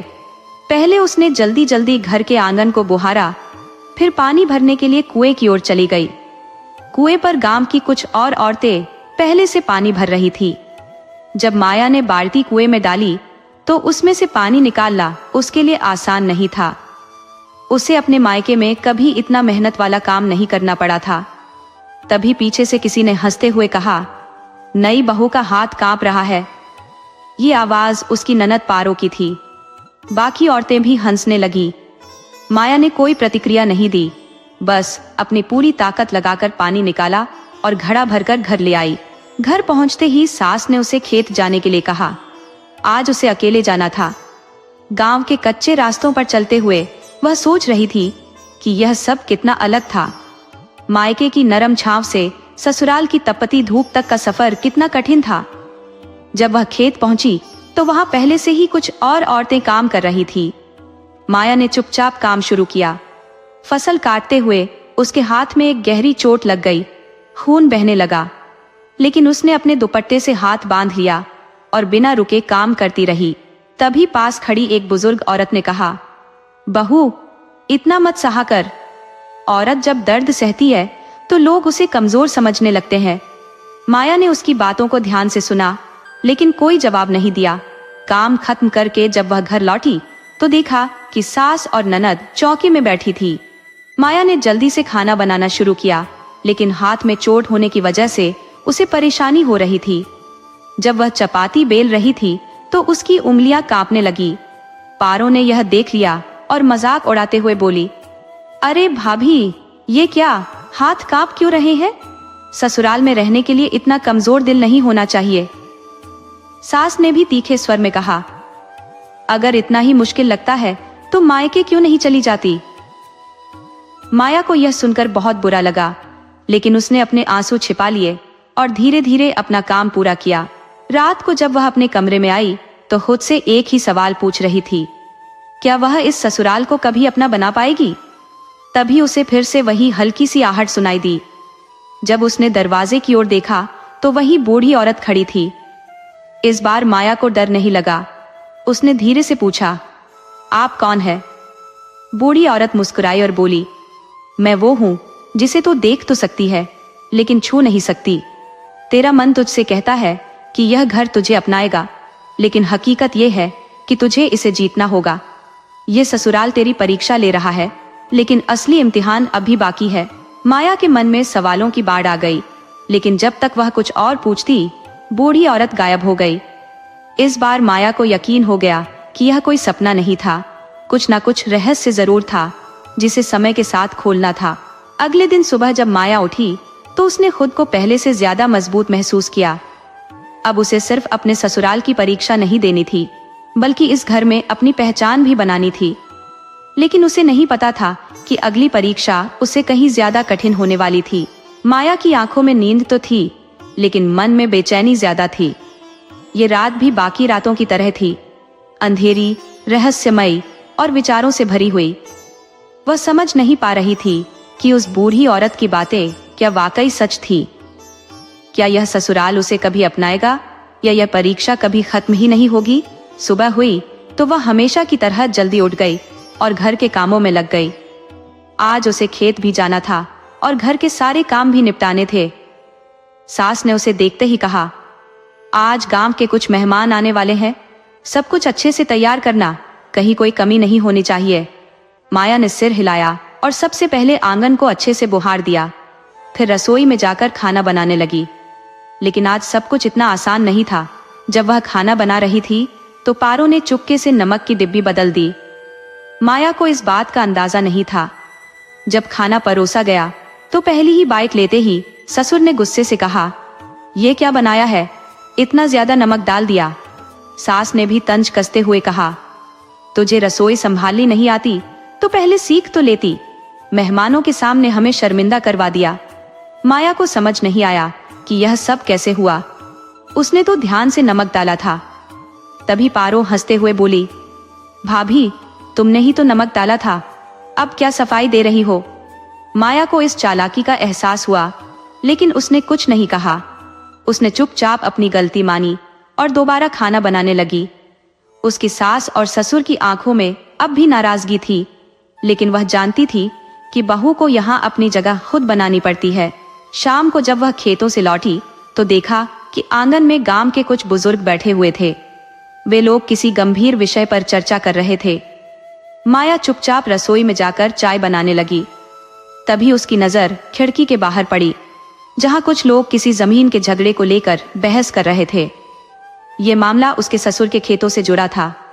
ससुर जी की चिंता चेहरे पर साफ दिख रही थी। माया ने धीरे से कहा, बाबूजी, क्या मैं कुछ मदद कर सकती हूँ? ससुर ने गुस्से से उसकी ओर देखा और बोले, तू घर के कामों पर ध्यान दे, ये सब तेरे बस की बात नहीं है। माया चुप रह गई, लेकिन उसने इस मामले की सच्चाई जानने की ठान ली। रात को जब सब सो चुके थे, माया ने आंगन में अकेले बैठे ससुर से पूछा, बाबूजी, अगर आप मुझे इस परिवार का हिस्सा मानते हैं तो मुझे भी परिवार की मुश्किलों को समझने का हक होना चाहिए। ये सुनकर ससुर कुछ देर चुप रहे, फिर धीरे से बोले, गांव में जमीन को लेकर बहुत झगड़े होते हैं। कुछ लोग हमारी जमीन पर कब्जा करना चाहते हैं और हमें अपनी हकदारी साबित करनी होगी। माया ने सोचा, क्या यह भी उसकी परीक्षा का एक हिस्सा था? क्या अब उसे सिर्फ बहू बनकर नहीं, बल्कि इस परिवार की असली सदस्य बनकर कुछ करना था? उसने ठान लिया कि इस मामले की पूरी सच्चाई जानकर अपने परिवार की मदद करेगी। अगले दिन वह चुपचाप गांव के बुजुर्गों के पास गई और वहां खड़े होकर उनकी बातें सुनने लगी। तभी गांव के मुखिया की आवाज आई, जिसके पास असली दस्तावेज होंगे जमीन उसी की होगी। ये सुनकर माया को याद आया कि एक बार उसने घर के पुराने बक्से में कुछ पुराने कागजात देखे थे। वह बिना देरी किए घर पहुंची और बक्सा खोलकर उन कागजातों को देखने लगी। उसे वहां पर ससुर जी की जमीन के असली दस्तावेज मिल गए। वह दौड़कर आंगन में आई और ससुर को वह कागजात दिखाए। ससुर ने ध्यान से उन्हें पढ़ा और एक गहरी सांस ली। यह तो वही कागज है जिनकी हमें जरूरत थी। माया की आंखों में आत्मविश्वास झलक रहा था। अगले ही दिन पंचायत बुलाई गई और माया के दिए गए दस्तावेजों से ये साबित हो गया कि जमीन उनके परिवार की ही थी। गांव वालों ने ससुर की सच्चाई को स्वीकार किया और जमीन का विवाद खत्म हो गया। जब माया घर लौटी तो सास ने पहली बार उसकी ओर नरम नजरों से देखा और कहा, बहू, आज तूने सच में इस घर को संभाल लिया। ये पहला मौका था जब सास ने माया की तारीफ की थी। उस रात जब माया अपने कमरे में आई तो फिर से दरवाजे पर आहट हुई। वह समझ गई कि वही बूढ़ी औरत आई होगी। उसने दरवाजा खोला, लेकिन इस बार वहां कोई नहीं था। माया मुस्कुराई और धीरे से कहा, अब मुझे किसी के इशारों की जरूरत नहीं, मैं खुद अपनी राह बना सकती हूँ। माया को अब समझ आ गया था कि ससुराल सिर्फ रिश्तों का बंधन नहीं, बल्कि एक परीक्षा है, और इस परीक्षा में वही पास होता है जो हर मुश्किल को धैर्य और समझदारी से पार करता है।